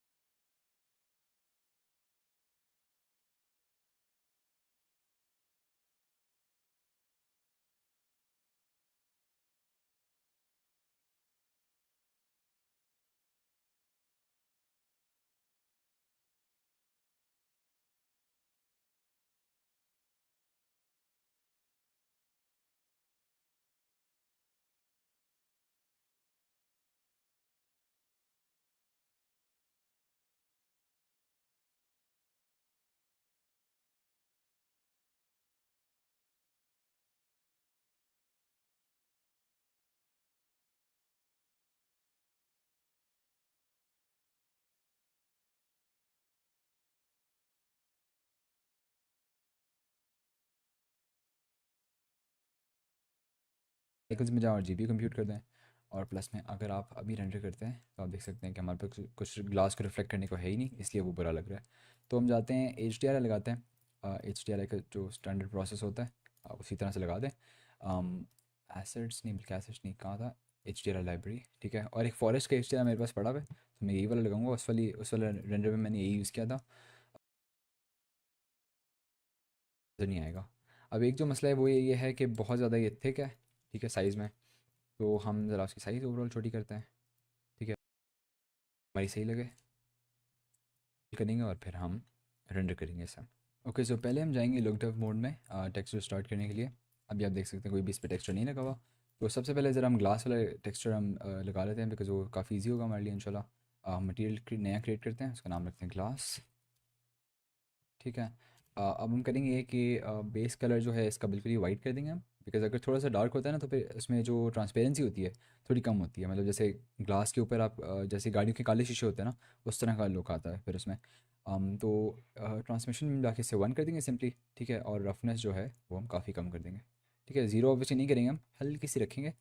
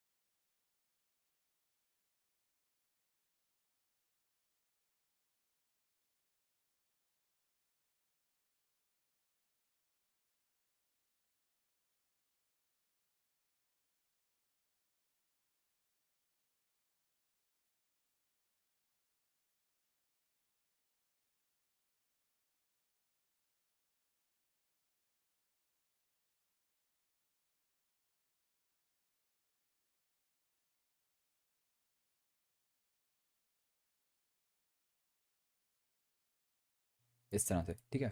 अब पहले मैं चाह रहा हूँ कि हम लाइटिंग भी कर दें, बिकॉज लाइटिंग काफ़ी सिंपल है। हमने सिंपली एक HDRI लगाना है और क्या पता थोड़ी हम रिफ्लेक्ट करने के लिए और लाइट्स लगाएं, ठीक है। तो हम ज़रा जाते फॉरेस्ट और 100 मोड में जाते हैं। बाकी में पहले हम लाइट वाला टेक्स्ट जो मटेरियल है वो लगा देते हैं। हम लाइट मटेरियल, और वही जो हमारा स्टैंडर्ड तरीका होता है जो आप अभी तक सीखे होंगे ऑब्वियसली। सेलेक्ट क्यों नहीं हो रहा, इसको ज़रा मैं, तो आप ये डाउनलोड करें, ठीक है। अब हमारा बेसिकली काम तो कंप्लीट हो गया है। तो एक चीज़ आप नोटिस करेंगे कि इतना रियलिस्टिक नहीं लग रहा अभी और इतना ख़ास नहीं लग रहा। उसका रीज़न ये है कि हमने इसमें ग्लेयर ऐड नहीं की, जो ये मतलब ग्लो जो होता है वो ऐड नहीं की। प्लस मैं आई थिंक इस पर हमने थोड़ा काम करना चाहिए। ये नीचे वाला सेलेक्ट करके एक सेकंड मैं इसको ज़रा एज हाइड करता हूँ। और अच्छा वो एक्स्ट्रा नहीं था, वो रिफ्लेक्शन ही था। तो अभी एक मसला ये है कि हम ज़रा ना इस पर थोड़ा काम करते हैं, इन वाली चीज़ों पे ना। तो इसको हम करते हैं ये है कि हम एक काम करते हैं कि हम ज़रा एक और क्यूब बनाते हैं, ऑप्स नॉट प्लेन। एक हम क्यूब बनाते हैं इसमें। अब उस क्यूब को हम ज़रा स्केल डाउन करते हैं, जी नीचे ले आएँ, थोड़ा और स्केल डाउन इस तरह से यहाँ पे ले जाएं और एक्सट्रीम मोड में जाके एक साइड सेलेक्ट करें और फिर इसको एक्सट्रूड कर लें इस तरह से। हल्का सा इधर मूव करेंगे थोड़ा और फिर हम इसे ज़रा एक्सट्रूड करके, ये बेसिकली वही जो काम हमने पहले किया था उसी को हम करें। यहाँ पे मैं एक लूप कट ऐड करूँगा ताकि फिर हम ये वाला फेस सेलेक्ट करके यहाँ से हम फिर एक्सट्रूड कर लें ऐसे इस तरह से। और ये बस आप थोड़े थोड़े लाइक चेंजेस कर सकते हैं। मैं इसे पूरा नहीं बनाऊँगा बिकॉज़ हम सिर्फ थोड़ा सा इसमें वेरिएशन ऐड करना चाह रहे हैं और मैं चाह रहा हूँ कि ज़रा इसमें थोड़ा सा थोड़ा इंटरेस्टिंग शेप बने ना हमारा। एक्सट्रूड करके और फिर आपसे दोबारा एक्सट्रूड करें, इस बार ज़रा इस तरफ करेंगे हम, ये वाली सेलेक्ट करके एजेस और सी, यू गेट द पॉइंट। ठीक है कि किस तरह से आपने करना है, आपको बेसिक आइडिया समझ आ गया। तो अब आप अपनी क्रिएटिविटी ऑब्वियसली यूज़ करेंगे इसमें और हम जी थोड़े से एक्सट्रूड करें, रोटेट कर लें ऐसे ताकि इसी का इंस्टेंस देता हूँ इस तरह से। ठीक है, इस तरह का हमारा कोई रन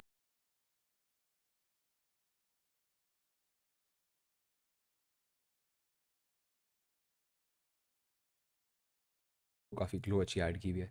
तो ग्लो हम ऐड करते हैं इसमें, अभी वो इस तरह करेंगे। उससे पहले मैं एक और चीज़ करना चाहूँगा, वो ये है कि हम इसमें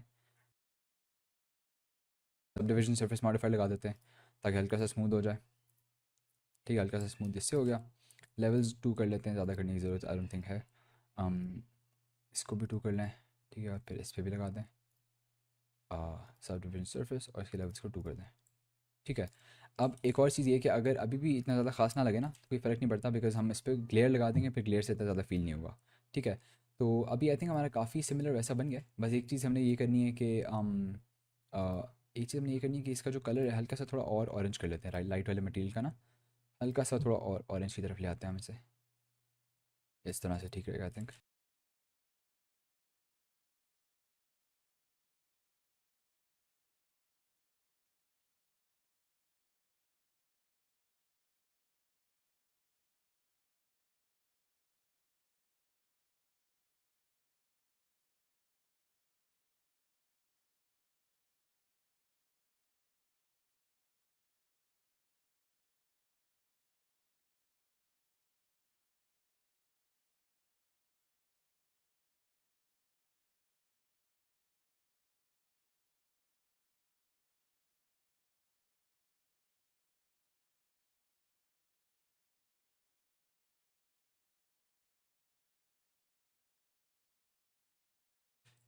या दैट्स परफेक्ट।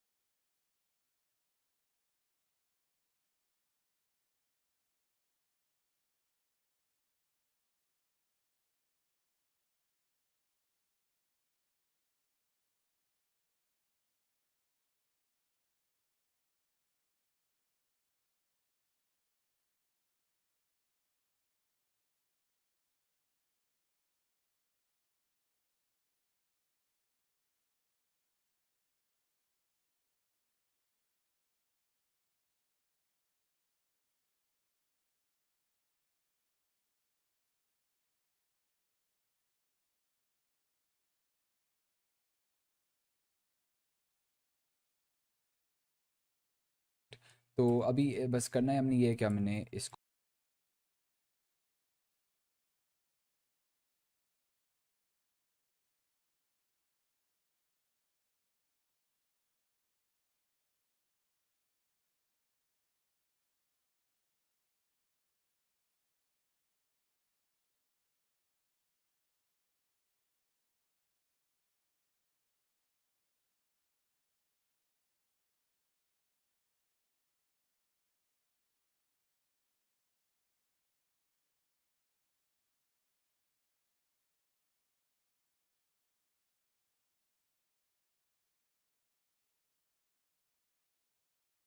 को सिलेक्ट करके और फिर ऑल्ट डी करेंगे हम इसमें। शिफ्ट डी इसलिए नहीं करेंगे बिकॉज शिफ्ट डी में होता क्या है कि सारे मटेरियल्स होते हैं ना, जो सारे ऑब्जेक्ट्स होते हैं वो नए ऑब्जेक्ट्स बन जाते हैं, ठीक है। तो ऑल्ट डी अगर आप करते हैं ना, ऑल्ट डी से क्या होता है कि उसी का इंस्टेंस बन जाता है एक और, ठीक है। तो उससे आपकी जो प्रोसेसिंग पावर है, जो आप कंप्यूटर में जो पावर होती है थोड़ी कम यूज़ होती है, तो वो ज़रा हमारे लिए ज़्यादा बेहतर होगा। और यहाँ तो आप दोबारा बार बार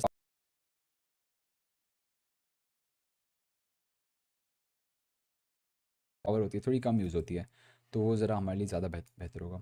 और यहाँ तो आप दोबारा बार बार ऐसे ऑल्ट डी करते रहें, या फिर आप सिंपली शिफ्ट आर जब दबाएंगे ना, एक समय ज़रा से एक बार करके ना, उसके फ़ौरन बाद ही आपने शिफ्ट आर दबाना होता है। और shift D, actually not shift D, हम करेंगे ऐसे, सेलेक्ट करेंगे इसे ऑल्ट डी, ठीक है। एक्स हम ज़रा यहाँ पर आते हैं और हम फिर ऐसे शिफ्ट आर दबाएंगे, तो ये हमारे डुप्लिकेट होते जाएंगे, ठीक है। इतने हो गए। अब हम करेंगे क्या कि हम बीच में सिंपली एक कैमरा सेटअप करते हैं और फिर हम उसको रेंडर करते हैं। तो सबसे पहले आएँ कैमरा में, कैमरा के अंदर जाएँ, कैमरा की जो भी रेंडर, ठीक है। और प्लस अभी अगर हम देखें अपना रेंडर कैमरा जो वो सिलेक्ट हुई हुई है, अदरवाइज़ आपको यहाँ पे सेटिंग 0 पॉइंट सली ब्लर है, लेकिन इतने ज़्यादा ब्लर भी नहीं है, इतना आई थिंक। को हम कुछ भी सिलेक्ट कर देते हैं इसका, और जो डेप्थ ऑफ फील्ड है, मतलब जो ऑब्जेक्ट में जाके आप इस ऑब्जेक्ट को हम कुछ भी सिलेक्ट कर देते हैं इसका, और जो डेप्थ ऑफ फील्ड है, मतलब जो एफ स्टॉप है, हम उसको काफ़ी कम कर देंगे, 0 पॉइंट समथिंग कर देंगे हम इसे, मतलब जो इतना ठीक रहेगा। उसके अलावा करूँगा मैं क्या कि मैं कैमरा को लॉक इन कर देता हूँ। अभी अगर हम देखें अपना रेंडर्ड व्यू, तो इतना ज़्यादा ख़ास नहीं लग रहा होगा, बिकॉज़ पहली बात तो ये सारा रेंडर हो रहा है, ज़रा इसे हम हटा देते हैं, ठीक है। और अभी हम करेंगे क्या कि हम इसमें डेप्थ ऑफ फील्ड ऐड करेंगे। डेप्थ ऑफ फील्ड हम किस तरह करते हैं, हम सिंपली थोड़े से एक्सट्रूड करें,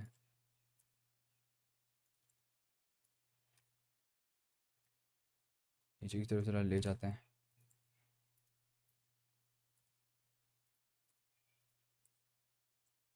मैं ऐसे रैंडम शेप्स बना रहा हूँ ताकि थोड़ा सा हमारा जो उसके अंदर लाइट वाला शेप है ना, थोड़ा इंटरेस्टिंग हो जाए। और तो नज़र इतना ज़्यादा आना नहीं है वो, लेकिन फिर भी हम ज़रा थोड़ी कर लेते हैं। आई थिंक इतना ठीक रहेगा। अब ये हमने एक शेप बना लिया, अब इसको आप डुप्लीकेट करते जाएँ, शिफ्ट टी हल्का सा यहाँ पे कर लें, थोड़ा रोटेट कर लें ऐसे, ताकि वो चीज़ डुप्लीकेटेड ना लगे, और हल्का से ऐसे ले आएँ आप, ठीक है। उसके बाद आप ज़रा से एक और बार डुप्लीकेट कर लें, थोड़ा सा आप आर और जी कर लें ऐसे। I think that should be good enough. हाँ ठीक है, इतना काफ़ी रहेगा। अब हम ज़रा इस पर वही वाला मटेरियल ऐड कर लेते हैं पहले, फिर हम इसे रेंडर करके देखेंगे कि ये कैसा लग रहा है। लाइट वाला मटेरियल ऐड करते हैं इस पे भी लाइट, और इस पे भी लाइट, ठीक है। अब हम करेंगे ये कि हम ज़रा देखते हैं कि लग कैसा रहा है एच। तो ये अभी काफ़ी शार्प लग रहा है, बहुत ज़्यादा फजूल लग रहा है, और इसका हल ये एक ही है कि हम इसको ज़रा एच करते हैं। पहले तो हम इस पर सब डिविजन सर्फेस मॉडिफायर लगा देते हैं ताकि हल्का सा स्मूथ, आई डोंट थिंक है। इसको भी टू कर लें, ठीक है। और फिर इस पर भी लगा दें सब डिविजन सर्फेस, और इसके अलावा इसको टू कर दें, ठीक है। अब एक और चीज़ ये कि अगर अभी भी इतना ज़्यादा खास ना लगे ना, तो कोई फ़र्क नहीं पड़ता, बिकॉज हम इस पर ग्लेयर लगा देंगे, फिर ग्लेयर से इतना ज़्यादा फील नहीं होगा, ठीक है। तो अभी आई थिंक हमारा काफ़ी सिमिलर वैसा बन गया है। बस एक चीज़ हमने ये करनी है कि इसका जो कलर है हल्का सा थोड़ा और ऑरेंज कर लेते हैं, लाइट वाले मटेरियल का ना, हल्का सा थोड़ा और ऑरेंज की तरफ ले आते हैं हम इसे, इस तरह से ठीक रहेगा आई थिंक। या दैट्स परफेक्ट।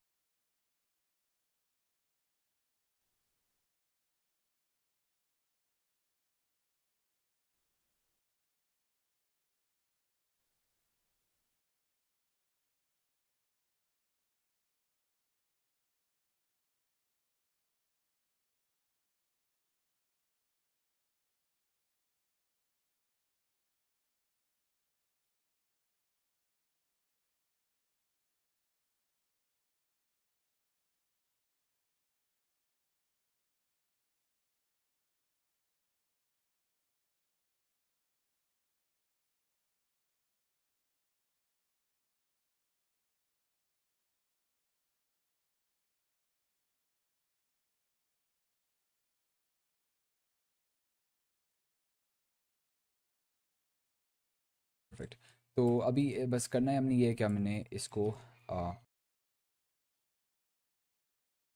सेलेक्ट करके और फिर ऑल्ट डी करेंगे। हम इसमें शिफ्ट डी इसलिए नहीं करेंगे बिकॉज शिफ्ट डी में होता क्या है कि सारे मटेरियल्स होते हैं ना, जो सारे ऑब्जेक्ट्स होते हैं वो नए ऑब्जेक्ट्स बन जाते हैं, ठीक है। तो ऑल्ट डी अगर आप करते हैं ना, आउटपुट है ना इमेज आउटपुट, वो हम व्यू नोड में भी डाल देते हैं और यहाँ कंपोजिट में भी डाल देते हैं। जैसे ही हम करेंगे ना, आप देख सकते हैं कि हमारी इसमें ग्लेयर आ गए हैं, ठीक है, लेकिन अभी बहुत बुरे लग रहे हैं, तो उसको ज़रा हम फिक्स करते हैं, ठीक है।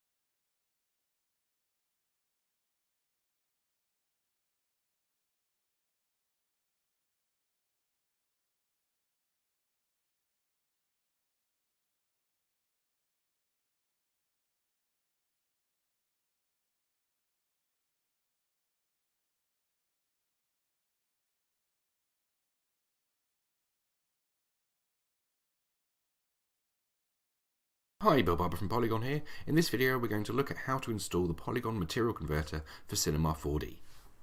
First we need to download the converter. To do that, head over to polygon.com, head over to our help section, then over to tools.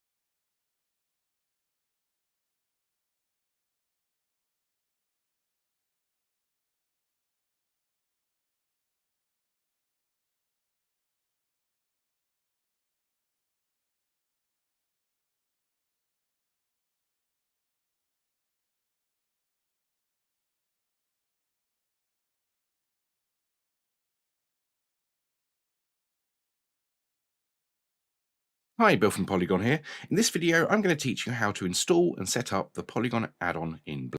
There we want to click install add-on and that will bring up the add-on in the list here, which means it's been installed successfully. All we have to do now is enable it by clicking this little box. Now the first thing we need to do is indicate to the kit a lot of other. So with that done, let's go back to the viewport, hit N, and that will bring up the add-on in the list.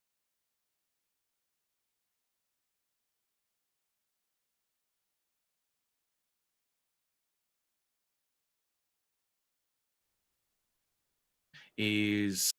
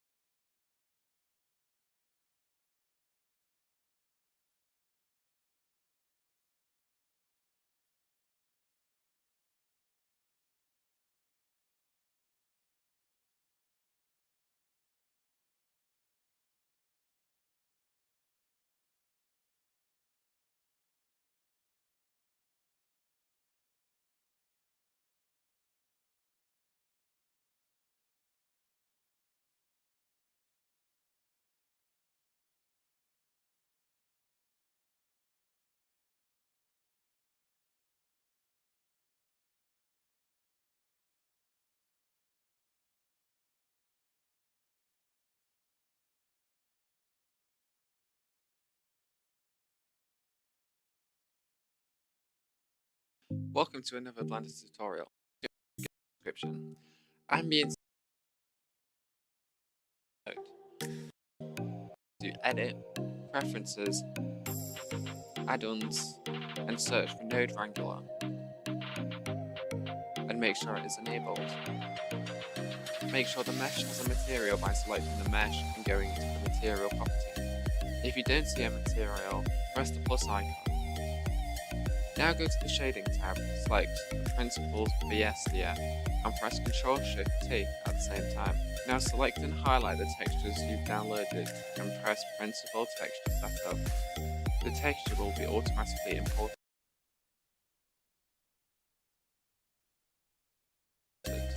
If you can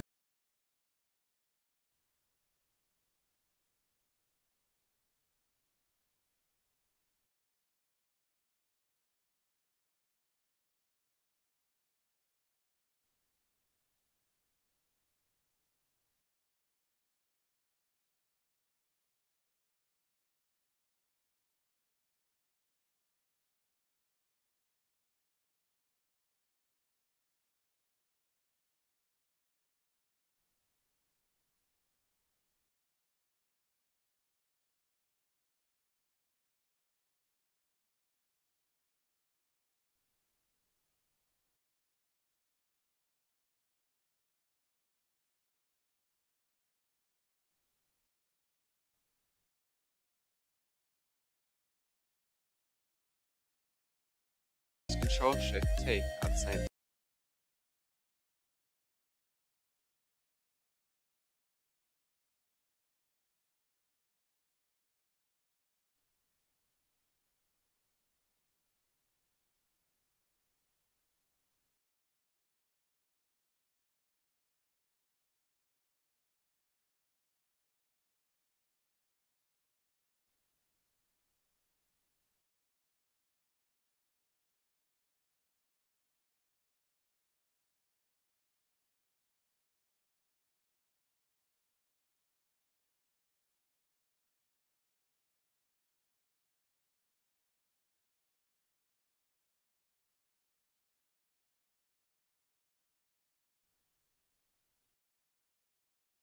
Like Principled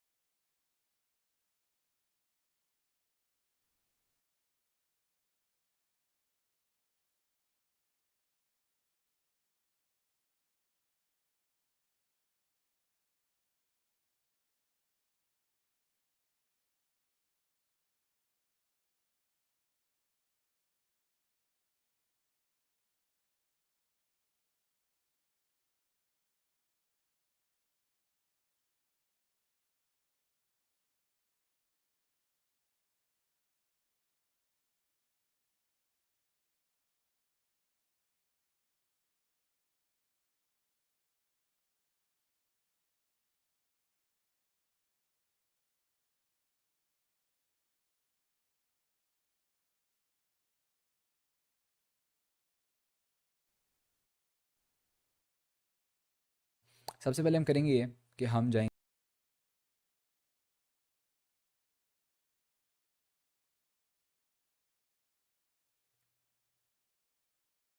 और फिर यहाँ से हम material वाले folder में जाके जो आपने अपना होपफुली बनाया होगा, तो वहाँ पे जाके आप मेटल विद स्मज जो जाते हैं ये था, क्लिक करके अप्लाई कर दें। और अभी आई होप ये अच्छा लगे। अच्छा, अभी ये इसलिए बुरा लग रहा है बिकॉज इसमें वो है, क्या कहते हैं, यूवी अनरैप नहीं होगा, ठीक है। टैब दबाएंगे ए यू और स्मार्ट यूवी प्रोजेक्ट, जो हम स्टैंडर्ड तरीका यूज़ करते आ रहे हैं यूवी प्रोजेक्शन का। अभी एक मसला ये जो आप एक चीज़ नोटिस कर होंगे कि ये थोड़ा डिफरेंट क्यों लग रहा है इसके साथ, और उसका रीज़न ये है कि मैंने इसको हल्का सा ज़रा डार्क करना है, लेकिन ये ऑनेस्टली ये थोड़ा बेहतर लग रहा है ऐसे डार्क के बगैर ना। तो क्या पता मैं इसे ऐसे ही छोड़ दूँ, लेकिन आपके पास ऑब्वियसली ऑप्शन है, आप इसे थोड़ा डार्क कर सकते हैं। कैसे कर सकते हैं, आप यहाँ पे आएँ शेडिंग वाले टैब में, और यहाँ पे ये इसको सेलेक्ट करके ना, जो वैल्यू है ना, वैल्यू आपकी ब्राइटनेस को कंट्रोल करती है। आप इसको डार्क करेंगे तो ऑब्वियसली डार्क होता जाएगा ये, ठीक है। इस तरह से जो मेरा वहाँ पे वो वाला है, लेकिन अगर मैं इसे तकरीबन 0.5 रखता हूँ तो आई थिंक वो स्वीट स्पॉट होगा इसका। हाँ, आई फील लाइक ये काफ़ी अच्छा लग रहा है। और इस पर भी मैं सेलेक्ट करके पहले से टैब ए यू और स्मार्ट यू प्रोजेक्ट, मैं इसे यू वी अनरैप कर लेता हूँ पहले, उसके बाद मैं इस पर वही वाला मटेरियल ऐड कर दूँगा, मेटल स्पॉटी डिस्कलरेशन वाला। और आई थिंक ये काफ़ी फिट लग रहा है, ठीक है, परफेक्ट। तो एक सीन है बस, ऊपर वाले मैंने लगाना है वही वाला, इसको भी यूवी अनरैप करना पड़ेगा उसी तरीके से, ठीक है। अब हमारा बेसिकली काम तो कंप्लीट हो गया है। तो एक चीज़ आप नोटिस करेंगे कि इतना रियलिस्टिक नहीं लग रहा अभी, और इतना ख़ास नहीं लग रहा। उसका रीज़न ये है कि हमने इसमें ग्लेयर ऐड नहीं की, जो ये मतलब ग्लो जो होता है वो ऐड नहीं की। प्लस मैं आई थिंक इस पर हमने थोड़ा काम करना चाहिए। ये नीचे वाला सेलेक्ट करके, एक सेकंड मैं इसको ज़रा एज हाइड करता हूँ। और अच्छा, वो एक्स्ट्रा नहीं था, वो रिफ्लेक्शन ही था। तो अभी एक मसला ये है कि हम ज़रा ना इस पे थोड़ा काम करते हैं, इन वाली चीज़ों पे ना। तो इसको हम करते हैं ये है कि हम एक काम करते हैं कि हम ज़रा एक और क्यूब बनाते हैं, ऑप्स नॉट प्लेन, एक हम क्यूब बनाते हैं इस पर। अब उस क्यूब को हम ज़रा स्केल डाउन करते हैं, जी नीचे ले आएँ, थोड़ा और स्केल डाउन इस तरह से यहाँ पे ले जाएं, और एक्सट्रीम मोड में जाके एक साइड सेलेक्ट करें और फिर इसको एक्सट्रूड कर लें इस तरह से। हल्का सा इधर मूव करेंगे थोड़ा और फिर हम इसे ज़रा एक्सट्रूड करके, ये बेसिकली वही जो काम हमने पहले किया था उसी को हम करें। यहाँ पे मैं एक लूप कार्ड ऐड करूँ फुली बनाया हुआ, तो वहाँ पे जाके आप मेटल विद स्मज हो जाते हैं ये था, क्लिक करके अप्लाई कर दें। और अभी आई होप कि आप मेटल विद स्मज हो जाते हैं ये था, आपने अपना होपफुली बनाया हुआ, तो वहाँ पे जाके आप मेटल विद स्मज हो जाते हैं ये था, क्लिक करके अप्लाई कर दें। और अभी आई होप ये अच्छा लगे। अच्छा, अभी इसलिए बुरा लग रहा है because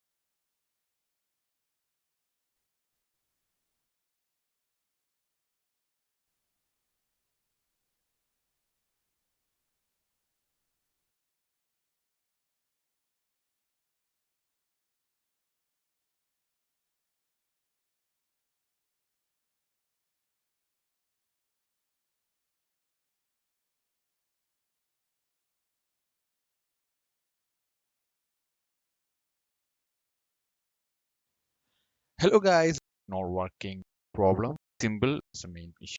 I'll show you that. Go to tab edit, Control R. Or if you turn on emulate 3 button, it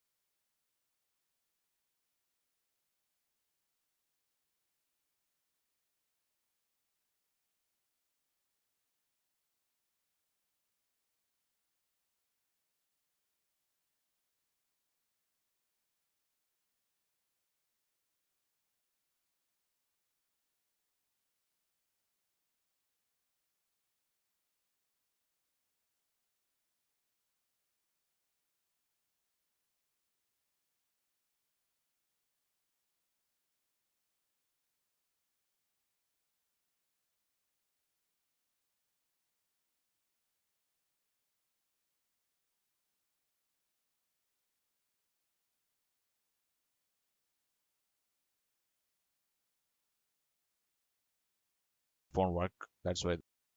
जिसमें वो है क्या कहते हैं यूवी अनरैप नहीं होगा, ठीक है।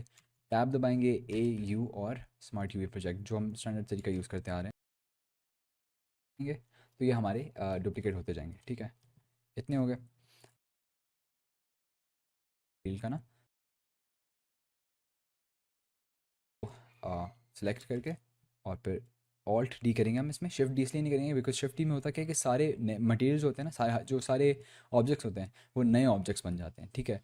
तो ऑल्ट डी अगर आप करते हैं ना, ऑल्ट डी से क्या होता है कि उसी का इंस्टेंस बन जाता है एक और, ठीक है। तो उससे आपकी जो प्रोसेसिंग पावर है, जो आप कंप्यूटर में जो पावर होती है थोड़ी कम यूज़ होती है, तो वो ज़रा हमारे लिए ज़्यादा बेहतर होगा। और यहाँ तो आप दोबारा बार बार ऐसे ऑल्ट डी करते रहें, या फिर आप सिंपली शिफ्ट आर जब दबाएंगे ना, एक समय ज़रा से एक बार करके ना, उसके फ़ौरन बाद ही आपने शिफ्ट आर दबाना होता है। Shift D, actually not shift D, हम करेंगे इसे, सेलेक्ट करेंगे इसे और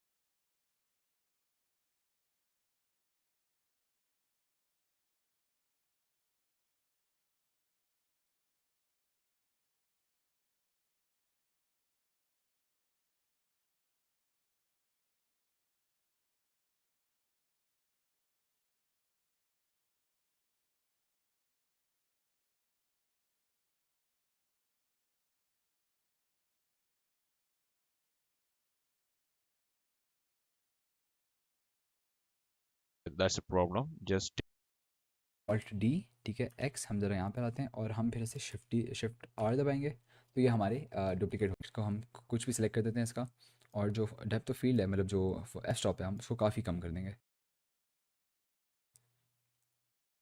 0 पॉइंट समथिंग कर देंगे हम इसे, turn it off. इतना आई थिंक ठीक रहेगा, Just come back and because ये just थोड़े click रीजनेबली Alt ब्लर हैं लेकिन ज़्यादा left ब्लर click. भी नहीं है। It's work. तो उसके बाद हम क्या Thanks for करेंगे, उसके watching बाद the video, guys. If you are new to this channel, please don't forget to subscribe the channel.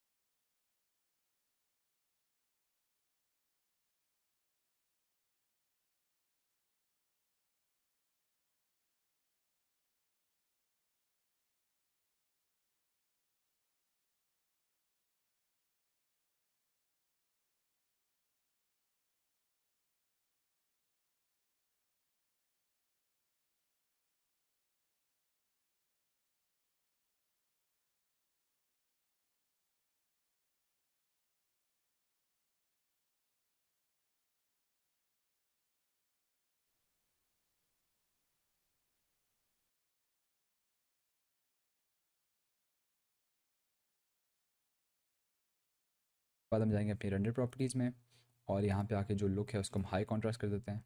Actually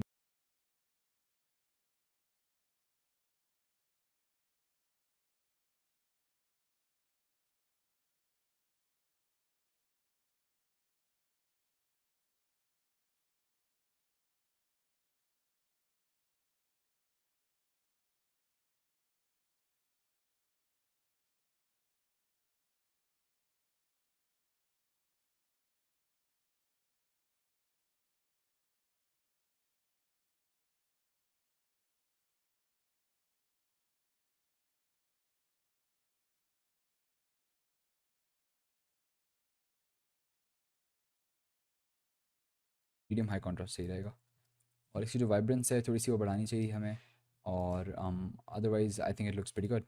एक चीज़ मैं करना चाहूँगा कि कैमरा को ज़रा थोड़ा ऊपर मूव कर दूँ, इस तरह से आई थिंक ठीक रहेगा। परफेक्ट। सो ये इसलिए बेहतर लग रहा है बिकॉज इसमें पहली बात तो शेप बना हुआ है, हम शेप भी बना सकते थे वो इस तरह कि हम ज़रा एक को नीचे कर दें फिर दूसरे को ऊपर कर दें, इस तरह हम शेप बना सकते थे।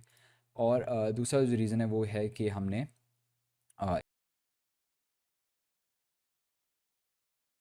आउटपुट जो है इसको हम